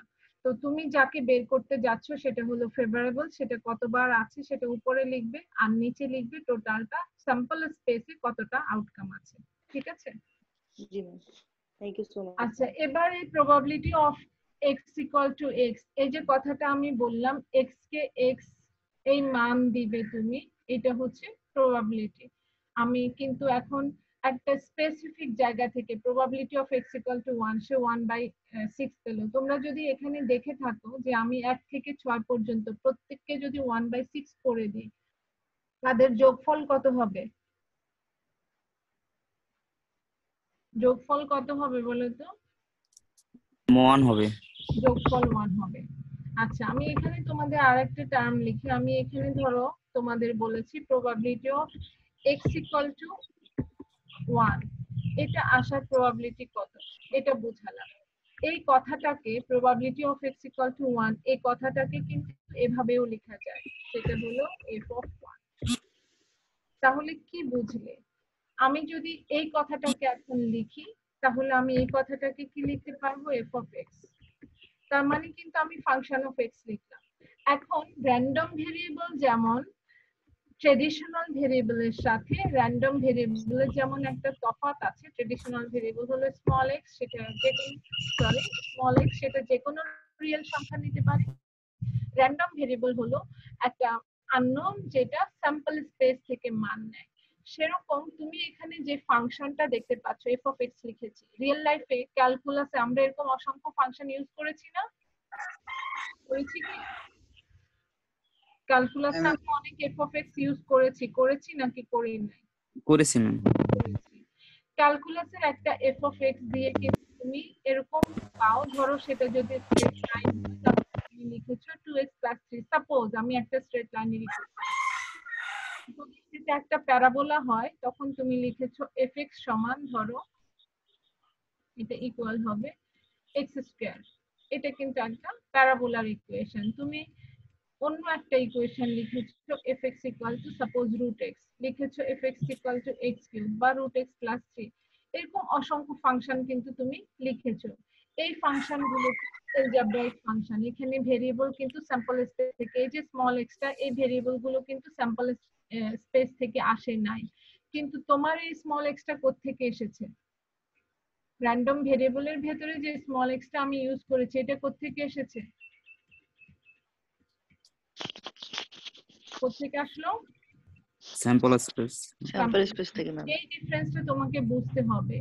আমরা ক্যালকুলাসে যে ভেরিয়েবল ইউজ করেছি সেটা কিন্তু স্যাম্পল স্পেস থেকে আসে নাই, কিন্তু আমাদের এখানে যে ভেরিয়েবলটা ইউজ করছি সেটা কিন্তু স্যাম্পল স্পেস থেকে এসেছে। কাজে এই যে ফাংশনটা, এই ফাংশনটা যেমন কখনো স্ট্রেট লাইন, কখনো যে কোনো কার্ভকে রিপ্রেজেন্ট করে। এই যে এলজেব্রা বা ক্যালকুলাসের যে ফাংশন, সেটা কোনো না কোনো কার্ভকে রিপ্রেজেন্ট করে। কার্ভ যদি স্ট্রেট হয় তাহলে স্ট্রেট লাইন, না হলে তো না। সেটা এরকম কোনো না কোনো কার্ভকে রিপ্রেজেন্ট করে। ধরো লাইনটা স্ট্রেট হবে, লাইনটা প্যারাবোলিক হবে, লাইনটা হাইপারবোলিক হবে, এরকম যে কোনো কিছু হতে পারে, ইলিপ্টিক হতে পারে, যে কোনো শেপের হতে পারে, সার্কুলার হতে পারে, এরকম। তো এই হলো এলজেব্রায়ের যে ফাংশন গুলো, সেই ফাংশন কোনো না কোনো কার্ভকে রিপ্রেজেন্ট করে। কিন্তু আমাদের এখানে যে এফএক্স আমরা প্রবাবিলিটিতে ইউজ করব, সেই এফএক্স দিয়ে কি মিন করব? এই এফএক্স দিয়ে মিন করব স্মল এক্সটা আসার প্রবাবিলিটি কত। এই এফ অফ এক্স মানে কি মিন করব? এই probability of X equal two small x আসার প্রবাবিলিটি কত। কাজে এই এফ অফ এক্সটা কিন্তু একটা প্রবাবিলিটি ফাংশন। এই এফএক্সটা কি একটা প্রবাবিলিটি ফাংশন। এটা কিন্তু তোমাকে খুব ভালোভাবে মনে রাখতে হবে। This effect does not mean the traditional effects we have used in calculus. এটা কিন্তু মিন করে একটা প্রবাবিলিটি ফাংশনকে। সো তুমি এখানে তুমি যদি ধরো এফ অফ 3 পাও, আমি যদি তোমাকে বলি ফাইন্ড এফ অফ 3, প্রবাবিলিটিতে কোশ্চেন করেছি, ক্যালকুলাসে হলে তুমি কি করতে, এখানে যদি এফএক্স থাকে এখানে 3 বসিয়ে দিতে, মান পেয়ে যেতে। কিন্তু প্রবাবিলিটিতে এই f(3) দিয়ে তুমি কি ক্যালকুলেট করবে? প্রবাবিলিটির ক্ষেত্রে যদি আমি f(3) দেই, তাহলে তুমি যে এক্সপেরিমেন্টার আন্ডারে এই কোশ্চেনটা করা হয়েছে সেই এক্সপেরিমেন্টে যদি র্যান্ডম ভেরিয়েবলকে x দ্বারা ইন্ডিকেট করা থাকে তাহলে x, y দ্বারা ইন্ডিকেট করা থাকলে y, সেই র্যান্ডম ভেরিয়েবলের মান 3 আসার সম্ভাবনা কত সেটাই তুমি ক্যালকুলেট করবে। বোঝা গেছে? জি ম্যাম। আচ্ছা, তো এরকম যেমন র্যান্ডম ভেরিয়েবলের মান y হতে পারে, সেরকম x হতে পারে, z হতে পারে, সেরকম ফাংশনের নামও কিন্তু কখনো f, কখনো g, কখনো h, এরকম যে কোনো কিছু হতে পারে। তাহলে আজকে থেকে আমরা প্রবাবিলিটিতে যখনই কোনো একটা ফাংশন f of x লিখি অথবা g of x লিখি অথবা h of x লিখি, আমরা বুঝবো যে these are nothing but the probability function because the random variable itself, এই যে random variable গুলোর মান এগুলো আসছে কোথা থেকে? comes from sample space। ঠিক আছে, এটা বুঝবো তো সবাই? জি ম্যাম। এখন এই এফএক্সকে কিন্তু তুমি এই ফর্মেও লিখতে পারো, আবার যদি ডিটেইলসে বলতে চাও তুমি লিখতে পারো probability of x equal to x, এইভাবেও লিখতে পারো। যেভাবেই লিখি না কেন আমরা একই জিনিস মিন করব। এটাকে বলা হয় probability distribution। এটা হলো probability distribution function। এটার নাম কি? probability distribution function. এখন এই probability distribution ফাংশনের টাইপ হলো দুটো। probability distribution কাকে বলে সেটা তো বলেছি, সেই সাথে আমরা বললাম probability distribution ফাংশনটা কি। তো probability distribution ফাংশনটা তোমরা লিখে রাখো এভাবে।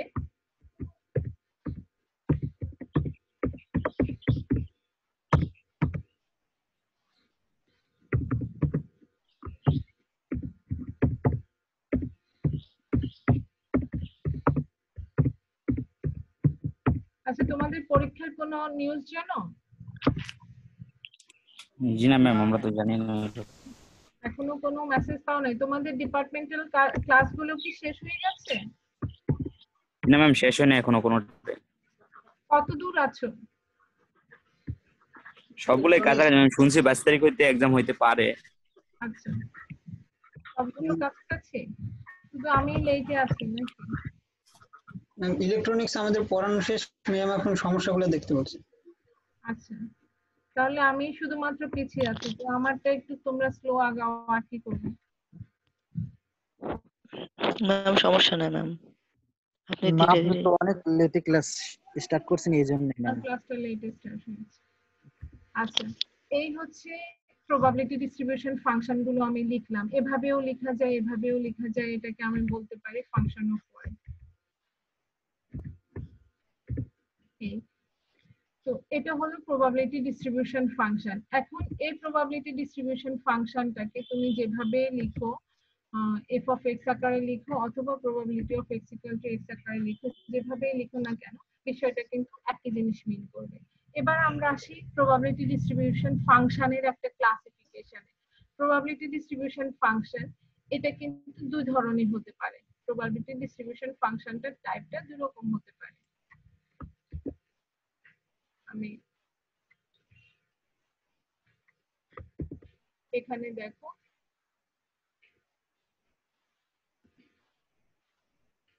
এটার যে টাইপটা probability distribution ফাংশনের, সেই টাইপটা হতে পারে তোমার, একটা হলো discrete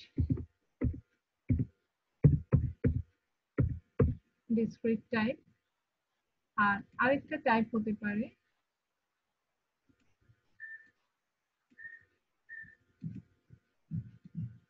কন্টিনিউয়াস টাইপ।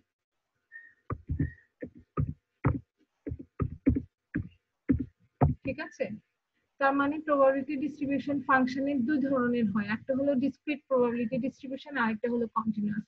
কিভাবে বুঝবে যে কখন discrete probability distribution কখন কন্টিনিউয়াস?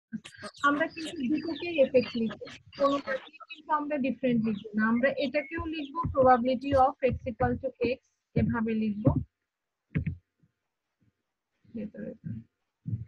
এভাবে লিখবো, অথবা আমরা এটাকে লিখবো f of x। আবার আমি যদি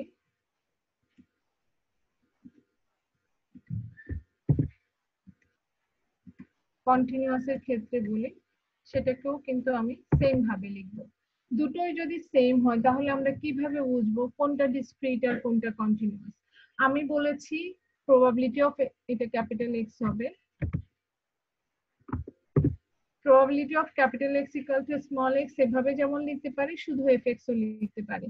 দুটোকেই আমরা সেম ভাবে লিখব। ডিসক্রিট প্রবাবিলিটি ডিস্ট্রিবিউশন হলেও আমি fx লিখছি, কন্টিনিউয়াস প্রবাবিলিটি ডিস্ট্রিবিউশন হলেও আমি fx লিখছি। তাহলে আমি কিভাবে বুঝবো কোনটা ডিসক্রিট কোনটা কন্টিনিউয়াস? সেই ক্ষেত্রে তোমরা তাকাবে র্যান্ডম ভেরিয়েবলের যে মান, তার মানে স্মল x এর যে মান দেয়া আছে, সে মানগুলো যদি কমা কমা আকারে দেয়া থাকে তাহলে তুমি বুঝবে ওই ডিস্ট্রিবিউশনটা হলো কি ডিসক্রিট। আর যদি র্যান্ডম ভেরিয়েবলের যে মানটা আছে সেই মানটা যদি কমা আকারে না দিয়ে লেস দেন মোডে থাকে তাহলে তুমি বুঝবে যে এই মানটা হলো কন্টিনিউয়াস। তাহলে এই ফাংশনটা এখন এই এফএক্সটা হলো ডিসক্রিট আর এই এফএক্সটা হলো কন্টিনিউয়াস। আচ্ছা, এবার বলি ডিসক্রিট এবং কন্টিনিউয়াস যে ফাংশনগুলো আছে তাদেরকে বারবার প্রবাবিলিটি মানে ডিসক্রিট প্রবাবিলিটি ডিস্ট্রিবিউশন, চারটা ওয়ার্ড, এই চারটা বড় বড় ওয়ার্ড অনেক সময় না বলে যেটা বলা হয় সেটা হলো প্রবাবিলিটি মাস ফাংশন।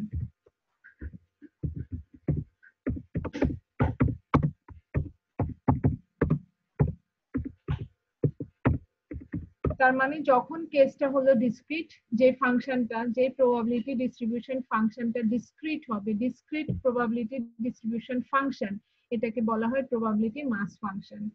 আর যখন তুমি এখানে লিখবে ডিসক্রিট না কন্টিনিউয়াস প্রবাবিলিটি ডিস্ট্রিবিউশন ফাংশন, এই বড় কথাটাকে বলা হয় প্রবাবিলিটি ডেনসিটি ফাংশন।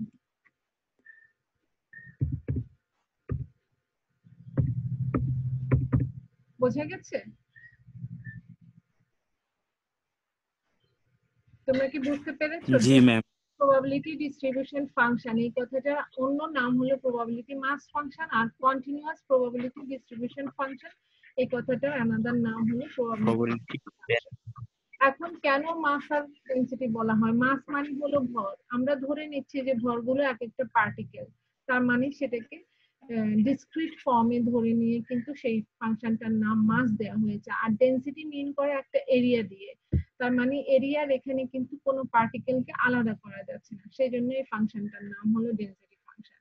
তাহলে প্রবাবিলিটি ডিস্ট্রিবিউশনের যে ফাংশনটা কন্টিনিউয়াস তাকে আমরা ডেনসিটি ফাংশন বলবো, আর যে ফাংশনটা হলো ডিসক্রিট তাকে আমরা মাস ফাংশন বলবো। ক্লিয়ার হয়েছে? জি ম্যাম।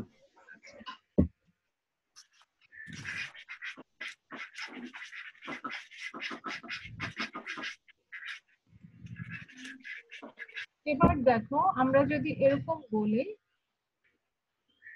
একটা আমরা একটু সংখ্যার দিকে খেয়াল করি বা নাম্বার সিস্টেমের দিকে, অথবা আমরা ট্রেডিশনালি যে ফাংশনটা থাকে সেই ফাংশনকে আমরা কিভাবে লিখি?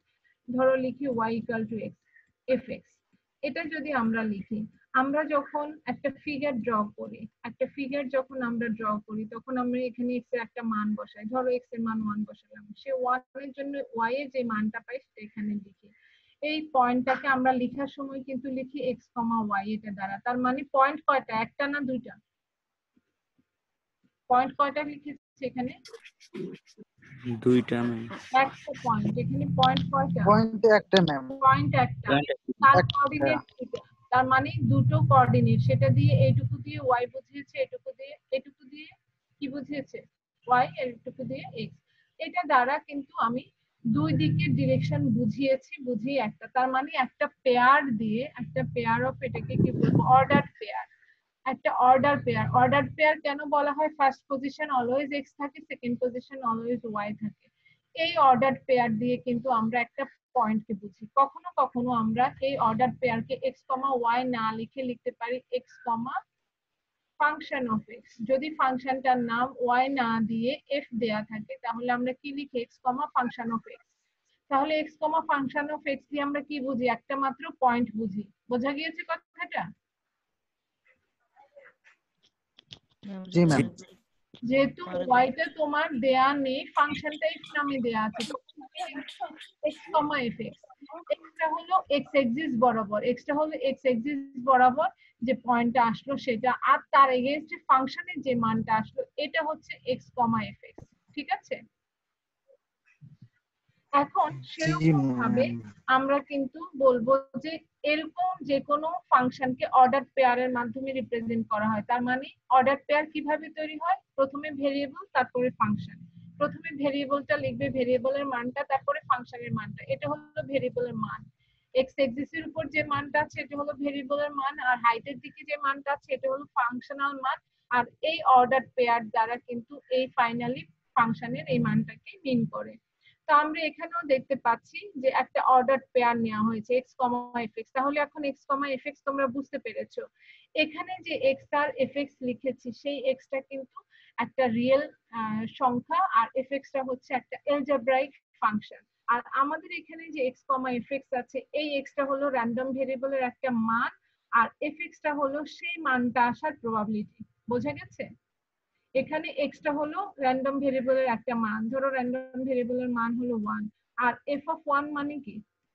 f অফ 1 মানে হলো x এর মান 1 আসার প্রবাবিলিটি কত, x এর মান 1 আসার প্রবাবিলিটি কত, সেটা ধরো ডাই থ্রোয়িং এর ক্ষেত্রে 1/6। তাহলে আমি যে x, fx লিখেছি 1, f অফ 1 দিয়ে আমি কি বুঝবো? 1 টা হলো পয়েন্টটা, আর f অফ 1 হলো ওই পয়েন্ট আসার প্রবাবিলিটিটা। বোঝা গেছে? x টা কি? র্যান্ডম ভেরিয়েবলের মানটা, আর f অফ x টা কি? ওই মানটা আসার প্রবাবিলিটিটা। ঠিক আছে?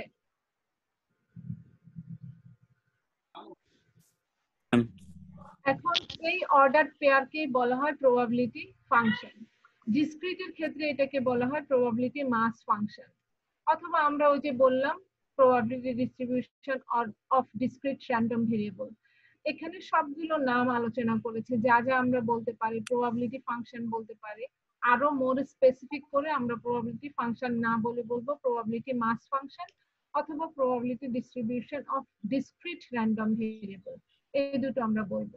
তো আমরা বলেছি এই অর্ডার পেয়ারটাকে আমরা তখনই প্রবাবিলিটি মাস ফাংশন বলবো যদি এই তিনটে প্রপার্টি সে ক্যারি করে।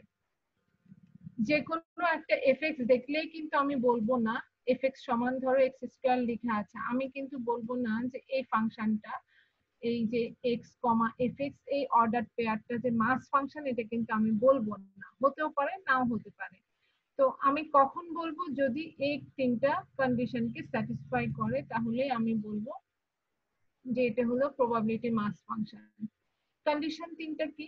তোমরা যদি এরকম দেখো যে f অফ x এলজেব্রার ক্ষেত্রে f অফ x এর মান কি সব সময় পজিটিভই আসে? f অফ x এর মান ধরো আছে x প্লাস 3। তুমি যদি এখানে x এর মান বসাও -5, তুমি আনসার কত পাবে? আনসার কত পাবে? -2। এটা হলো এলজেব্রার একটা ফাংশন। কিন্তু আমরা যখন প্রবাবিলিটি ফাংশন আসে তখন কিন্তু আমি বলেছি f অফ x এই কথাটার মানে হলো probability of x equal to x, x আসার প্রবাবিলিটি কতটুকু। আর আমরা যেহেতু জানি প্রবাবিলিটি কখনোই নেগেটিভ হয় না, তার মানে এই ভ্যালুটা কি হবে সেটা প্রবলেমের উপর ডিপেন্ড করে, তবে আমরা এটুকু বলতে পারি এটা 0 এর চেয়ে বড় হবে। ঠিক আছে? এই কথাটা বোঝা গেছে? 0 এর চেয়ে বড় বা 0 এর সমান হবে, এটা হলো প্রবাবিলিটি মাস ফাংশনের প্রথম কন্ডিশন। সেকেন্ড কন্ডিশন হলো তুমি যতগুলো x পাবে এই র্যান্ডম ভেরিয়েবলের যতগুলো x পাবে, তার মানে সবগুলো একটা স্যাম্পল স্পেস থেকেই আসতে হবে। তো একটা স্যাম্পল স্পেস থেকে যতগুলো পয়েন্ট আসে প্রত্যেকের যদি ভ্যালু বের করো, পরে যদি তাদেরকে সাম করো, তাহলে কিন্তু তুমি আনসারটা পাবে 1, কারণ স্যাম্পল স্পেসের সবার প্রত্যেকটা আউটকামের প্রবাবিলিটিকে যদি যোগ করা হয় তাহলে সেটা 1 হয়। আর থার্ড নাম্বার যে কথাটা বলা হয়েছে সেই কথাটা হচ্ছে এই এফএক্সটা কিন্তু ট্রেডিশনাল এফএক্স হওয়া যাবে না, এই এফএক্সটা অবশ্যই কোনো না কোনো স্যাম্পল স্পেস থেকে আসতে হবে। সেই কারণে বলা হয়েছে এটা একটা প্রবাবিলিটি ফাংশন হতে হবে। এই তিনটে কন্ডিশন যদি ফুলফিল করে থাকে তাহলে আমরা কিন্তু এই অর্ডার পেয়ারটাকে বলবো প্রবাবিলিটি মাস ফাংশন। তাহলে প্রবাবিলিটি ডেনসিটি ফাংশন কি হবে? একদম এভাবেই তুমি এইটুকুকে প্রবাবিলিটি ডেনসিটি ফাংশন বলবে। একই 1 নাম্বার কন্ডিশন ঠিক থাকবে, 3 নাম্বার কন্ডিশনও ঠিক থাকবে। শুধু কন্টিনিউয়াস এর ক্ষেত্রে এটাকে বলা হবে সামেশন এর ক্ষেত্রে ইন্টিগ্রেশন সাইনটা ইউজ হবে, আর কিছুই না। বোঝা গেছে? প্রবাবিলিটি মাস ফাংশন আর প্রবাবিলিটি ডেনসিটি ফাংশনের মধ্যে কি ডিফারেন্স হবে? ফাংশনটা পজিটিভ হবে, জি ম্যাম। ফাংশনটা প্রবাবিলিটি ফাংশন হবে 1 আর 3 সেম থাকবে। 2 নম্বরে সামেশনের ক্ষেত্রে কন্টিনিউয়াস কেসে ইন্টিগ্রেট করতে হয়, তো 2 নম্বরে সামেশনের ক্ষেত্রে ইন্টিগ্রেশন হবে। এখানে দেখো সে ডেফিনিশনটাও আমি দেখিয়ে দিচ্ছি একবারে।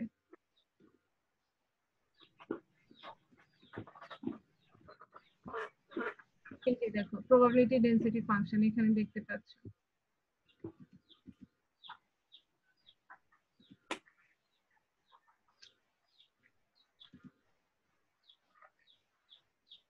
দেখতে পাচ্ছ প্রবাবিলিটি ডেনসিটি ফাংশন পিডিএফ লিখা। জি ম্যাম দেখছি। হ্যাঁ, এই প্রবাবিলিটি ডেনসিটি ফাংশনে 1 নাম্বার কন্ডিশনটা ট্রু, 3 নাম্বার কন্ডিশনটাও কিন্তু ট্রু। এ থেকে বি এর মধ্যে হলে এটা ইন্টিগ্রেবল ফর্মে হবে। আর এখানে আমরা বলেছি এই ইন্টিগ্রেশনের রেজাল্টটা উইদিন দ্য লিমিট ইন্টিগ্রেশনের রেজাল্টটা 1 হতে হবে। ওখানে সামেশন ছিল, এখানে ইন্টিগ্রেশন, এটুকুই হচ্ছে তফাৎ।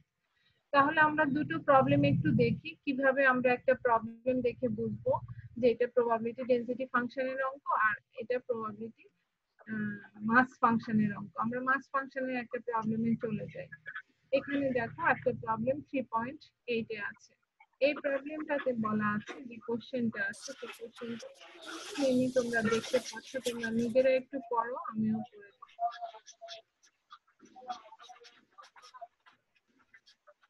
এখানে বলা হয়েছে a shipment of 20 similar laptop computers to a retail outlet contains 3 that are defective. এখানে বলা হয়েছে কোন একটা শিপমেন্ট হবে রিটেল আউটলেট থেকে, মানে যারা খুচরা বিক্রয় করে সেরকম আউটলেট থেকে শিপমেন্ট হবে কতটা ল্যাপটপের? 20টা ল্যাপটপের। সে 20টার মধ্যে আবার 3টে হলো ডিফেক্টিভ। এখন এটা তো যারা পারচেজ করবে তারা তো জানবে না যে 3টা ডিফেক্টিভ আছে। এই school committee makes a random purchase of 2 of this computer. একটা স্কুল কমিটি কি করেছে, এই দোকানে গেল, এই আউটলেটে গেল, আউটলেটে গিয়ে সেখান থেকে দুটো ল্যাপটপ পারচেজ করলো। Find the probability distribution for the number of defective. এখন তোমাকে বলেছে তারা যে দুটো ল্যাপটপ কিনেছে, তোমাকে কিন্তু প্রবাবিলিটি ডিস্ট্রিবিউশন কার বের করতে বলেছে? এই লাইনটা পড়ো, probability find the probability distribution কার জন্য? কি লেখা আছে এখানে? কার জন্য প্রবাবিলিটি ডিস্ট্রিবিউশন বের করবে? এখানে ম্যাম কয়টা নাম্বার ডিফেক্টিভ দেখানো নাম্বার অফ ডিফেক্টিভ। তাহলে তোমাকে প্রথমে র্যান্ডম ভেরিয়েবলটা ডিক্লেয়ার করে নিতে হবে। এখানে দেখো র্যান্ডম ভেরিয়েবলের ডিক্লারেশন, যেহেতু এখানে কোনো র্যান্ডম ভেরিয়েবল নেই, শুধু বলা আছে প্রবাবিলিটি ডিস্ট্রিবিউশন বের করো। কার বের করবে? নাম্বার অফ ডিফেক্টিভের। তাহলে তুমি বলবে let x be a random variable whose values x are the possible numbers of defective। তার মানে এই র্যান্ডম ভেরিয়েবলের মান হলো স্মল x, সে মানগুলো কোন মানটা নিবে? পসিবল নাম্বারস অফ ডিফেক্টিভ, যেহেতু ডিফেক্টিভ ক্যালকুলেট করতে বলা হয়েছে। বোঝা গেছে? তাহলে এক্স এর মান কি কি হতে পারে? একটা স্কুল কমিটি যদি দুটো ল্যাপটপ কেনে, যেখানে 3টা আছে ডিফেক্টিভ, দোকানে 3টা ডিফেক্টিভ আছে 20টার মধ্যে, তার মানে 17টা আছে ভালো আর 3টা আছে ডিফেক্টিভ।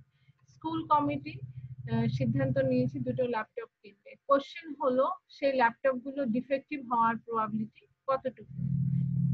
এক্সট্রা দিয়ে আমাদেরকে ইন্ডিকেট করতে বলেছে যে কয়টা। এখানে ডিফেক্টিভ হওয়ার প্রবাবিলিটি না, এখানে বলেছে কতটা, নাম্বার অফ ডিফেক্টিভস, কতটা ডিফেক্টিভ পাবো। সেজন্য আমরা এক্স র্যান্ডম ভেরিয়েবলকে কিন্তু ইভেন্ট হিসেবে ডিক্লেয়ার করি না, আমরা বলেছি এক্স র্যান্ডম ভেরিয়েবলের মান হলো স্মল এক্স, যারা ডিফেক্টিভ নাম্বারস গুলোকে ইন্ডিকেট করবে। তো তাহলে স্মল এক্স এর মান কি কি হতে পারে? স্মল এক্স মানে হলো ডিফেক্টিভ নাম্বার। স্মল এক্স এর মান কি কি হতে পারে? স্কুল কোন ধরনের ডিফেক্টিভ, যে দুইটা কিনেছে কোনো ডিফেক্টিভ পায় নাই, এটা হতে পারে স্মল এক্স এর একটা মান। যে দুইটা কিনেছে তার মধ্যে একটা ডিফেক্টিভ হতে পারে, আবার দুটোই ডিফেক্টিভ হতে পারে। তাহলে র্যান্ডম ভেরিয়েবলের মান কয়টা হলো? 3টা ম্যাম। 3টা হলো। এই 3টা কিন্তু ডিসক্রিট, কমা কমা দেয়া। একটা হলো স্কুল যে দুটো ল্যাপটপ কিনেছে সেটার কোনোটাই কি হলো না, ডিফেক্টিভ না, তার মানে সেটা হলো number of defective. Number of defective, নাম্বারটা হলো 0, কোনোটাই ডিফেক্টিভ না। নাম্বার অফ ডিফেক্টিভ, একটা ডিফেক্টিভ হলে সেটা 1, নাম্বার অফ ডিফেক্টিভ দুটো ডিফেক্টিভ হলে সেটা 2। সো র্যান্ডম ভেরিয়েবলের মানটা আমরা পেয়ে গেলাম। এখন আমাদের এই ডিফেক্টিভ আসার, ডিফেক্টিভ নাম্বারটার প্রবাবিলিটি কত সেটা বের করতে হবে। তাহলে আমরা f(0) যেমন লিখতে পারি 0 আসার প্রবাবিলিটি কত, সেটাকে আমরা কিন্তু প্রবাবিলিটি অফ x = 0 লিখতে পারি। আমাদের এখানে টার্গেট হচ্ছে find the value of fx।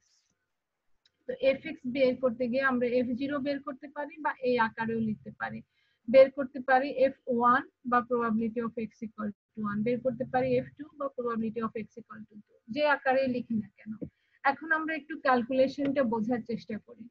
যখন আমাদের f(0) বলেছে মানে কি, কোনো ডিফেক্টিভ তুমি পাবে না, তাহলে তুমি টোটাল যে তাদের ল্যাপটপ আছে সেই ল্যাপটপ হলো 20টা, 20টার মধ্যে 3টা হলো ডিফেক্টিভ আর 17 হলো নন ডিফেক্টিভ, আর টোটাল হলো কয়টা, 20। তো 3টা থেকে এটা আমরা বলি, এভাবে করে লেখা হয়, কোনো ধরনের ভাগটাগ ইউজ করবে না, ফার্স্ট ব্র্যাকেট দিয়ে লিখবে 3টা থেকে কোনোটাই পেলো না, তার মানে কোনো ডিফেক্টিভ পেলো না। 3 এটা পড়ার ক্ষেত্রে পড়া হয় 0 আউট অফ 3, কি পড়া হয় 0 আউট অফ 3, 3টা থেকে 0 পেলো, তার মানে কোনো ধরনের ডিফেক্টিভ পেলো না। আর নন ডিফেক্টিভ পেলো কয়টা, তারা কিনতে গিয়েছে কয়টা, 2টা, তার মানে 2 আউট অফ 17, ঠিক আছে, 2টা পেলো 17টা থেকে। এটা হলো নাম্বার অফ ফেভারেবল আউটকাম, উপরে লিখলে, আর নিচে লিখবে নাম্বার অফ টোটাল আউটকাম, 20টা থেকে তুমি 2টা কিনেছো। এটা হলো কম্বিনেশনের ফর্মুলা। আমি কম্বিনেশনের এই ফর্মুলাটা তোমাদেরকে লিখে দিচ্ছি বামে, NR এভাবে লেখা হয়, ফার্স্ট ব্র্যাকেট দিয়ে NR, কোনো কমা নেই, নিচে কোনো ভাগ সাইন নেই, কিছু নেই, এভাবেও লেখা হয়, অথবা এটাকে পড়া হয় NCR। এটা হলো কম্বিনেশনের ফর্মুলা। এই ফর্মুলাটা হলো উপরে হবে factorial R, sorry factorial N, আর নিচে হবে ফ্যাক্টোরিয়াল R ইনটু n থেকে r কে মাইনাস করলে যে সংখ্যাটা আসবে তার ফ্যাক্টোরিয়াল। এই হলো ফর্মুলা, বোঝা গেছে? তাহলে তুমি যখন, তোমাকে কিন্তু এখন এই f0 বের করার ক্ষেত্রে 3টা মান ক্যালকুলেট করতে হবে আলাদা আলাদা ভাবে। একটা হলো 30, 30 মানে উপরে কি হবে বলো তো, এই ফর্মুলাকে ফলো করো, উপরে কি হবে ফ্যাক্টোরিয়াল 3, আর নিচে কি হবে ফ্যাক্টোরিয়াল 0, আর 3 থেকে 0 গেলে ফ্যাক্টোরিয়াল কত থাকে, 3 থাকে। এটা তোমাকে ক্যালকুলেট করতে হবে, এবং তোমরা জানো ফ্যাক্টোরিয়াল 0 এর মান হলো 1, আর ফ্যাক্টোরিয়াল 3 এর মান হলো 3 × 2 × 1 মানে 6। তো এখানে কিন্তু আমরা এই ভ্যালুটা 1 পাবো, যেহেতু ফ্যাক্টোরিয়াল 3 ফ্যাক্টোরিয়াল 3 ক্যান্সেল হলো 1। আবার যদি আমি এটা ক্যালকুলেট করতে যাই, কম্বিনেশন অফ 17, 2 আউট অফ 17, এটা যদি ক্যালকুলেট করতে যাই, ফর্মুলায় মান বসিয়ে বলো কি কি পাবো। উপরে পাবো 17 এর ফ্যাক্টোরিয়াল, আর নিচে কত পাবো 2 এর ফ্যাক্টোরিয়াল ইনটু পাবো 15 এর ফ্যাক্টোরিয়াল, 17 - 2 মানে 15 এর ফ্যাক্টোরিয়াল। এখন উপরে তুমি লিখবে 17 × 16 × ফ্যাক্টোরিয়াল 15, কেটে গেল 17 × 16, আর নিচে 2 × 1। এই ক্যালকুলেশন গুলো তোমরা জানো, ফ্যাক্টোরিয়াল কিভাবে ক্যালকুলেট করতে হয় সেটা বসিয়ে কাটাকাটি করলে তোমরা যেটা পাবে সেটা হলো 17 × 8। এটা করে এই মানটা তোমরা পেয়ে যাবে। এভাবে করে কিন্তু মানগুলো বসাবে, তোমরা দেখাবে ওই ক্যালকুলেশনটা, এখানে কিন্তু ক্যালকুলেশনটা দেখানো হয়নি। আর কেউ যদি ক্যালকুলেশনটা আমাকে দেখাবে, এই কারণে আমি বুঝতে চাই যে তোমরা ম্যাথমেটিক্সের ক্যালকুলেশনটা বুঝে করেছো। এছাড়া তোমরা কিন্তু ডিরেক্টলি ক্যালকুলেটর অপারেট করেও এই কম্বিনেশনের মানগুলো একদম ডিরেক্টলি ক্যালকুলেটর অপারেট করেও পেয়ে যাবে। তবে সেই ক্ষেত্রে 3 1 এর জন্য কত পেলে সেটা লিখবে, 17 1 এর জন্য কত পেলে গুণ করবে, নিচেরটা লিখবে, তারপরে আমরা ফাইনালি এই রেজাল্টটা পাবো। এভাবে করে আমাদেরকে কিন্তু 3টা ভ্যালু বের করতে হবে। এই 3টা ভ্যালু যখন বের করব, এবার আমরা অ্যানসারটা ডিক্লেয়ার করব। আমাদের কোশ্চেন বলেছে what is the find the probability distribution, distribution আকারে দেখাতে বলেছে।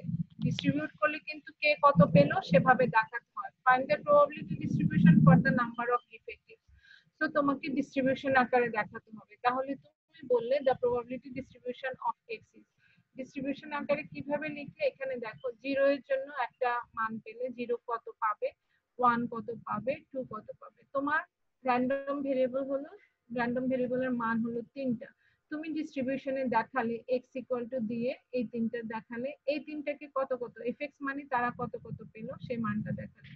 তার মানে তুমি কিন্তু ডিস্ট্রিবিউট করে দিচ্ছ যে 0 আসার প্রবাবিলিটি হলো এটা, 1 আসার প্রবাবিলিটি হলো এটা, 2 আসার প্রবাবিলিটি হলো এটা, এভাবে করে তুমি ডিস্ট্রিবিউট করেছো। এবং তোমার অঙ্কটা হয়েছে কিনা সেটা যদি তুমি ভেরিফাই করতে চাও, তোমাকে এই যে 3টা প্রবাবিলিটি, কারণ এই র্যান্ডম ভেরিয়েবলের টোটাল প্রবাবিলিটি টোটাল মান হলো 3টা, তো তুমি যে আনসার গুলো পেয়েছো সেই আনসার গুলোকে যোগ করলে যদি আনসারটা 1 হয়, যোগফলটা যদি 1 হয়, সাম আপ করলে যদি 1 হয় তাহলে তুমি বুঝবে যে তোমার আনসারটা ঠিক হয়েছে, because summation of FX is always 1। ঠিক আছে?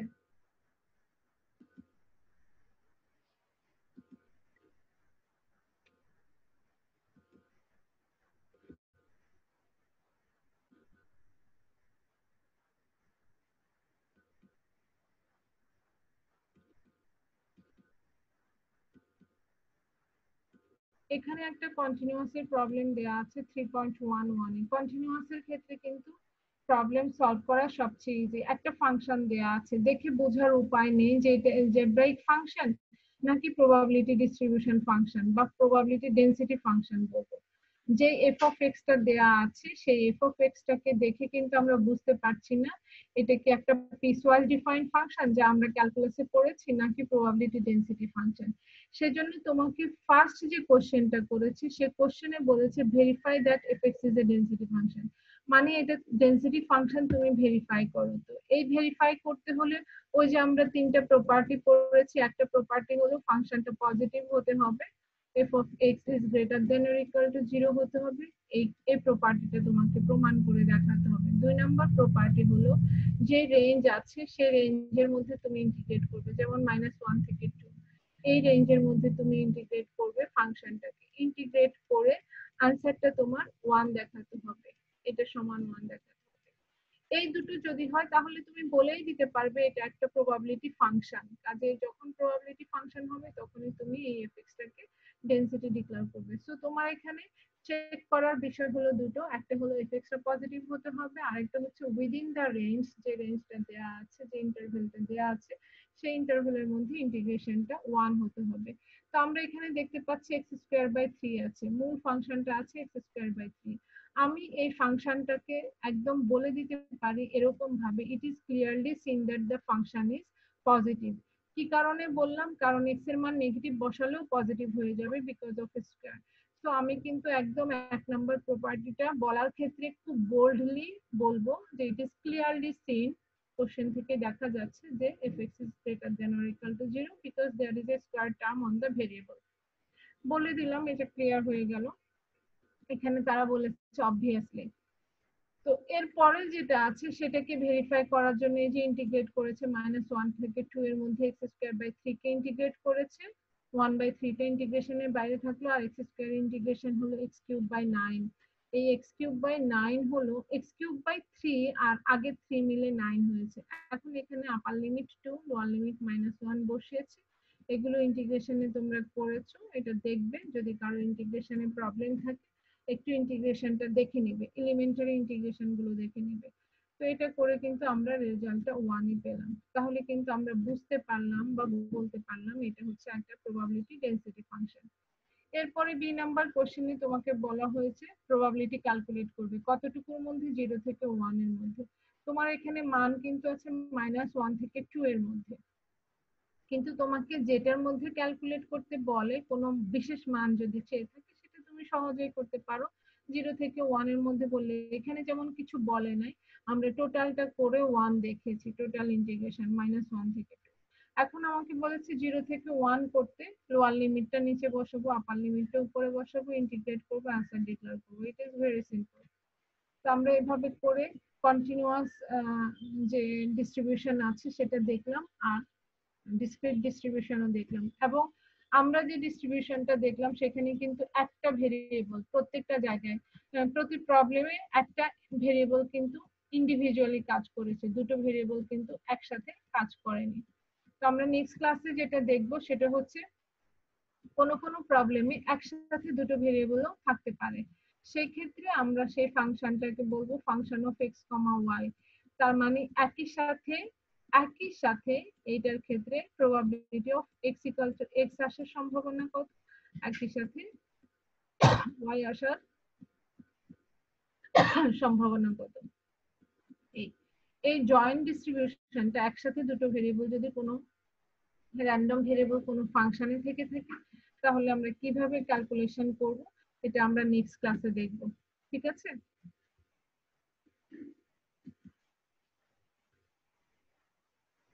হ্যালো, জি জি ম্যাম। ম্যাম, বুঝতে পারছি। আজকে ম্যাম এইটুকুই থাকুক, আমি তোমাদের কাছে পাঠিয়ে দিচ্ছি। আর হ্যালো ম্যাম, হ্যাঁ বলো।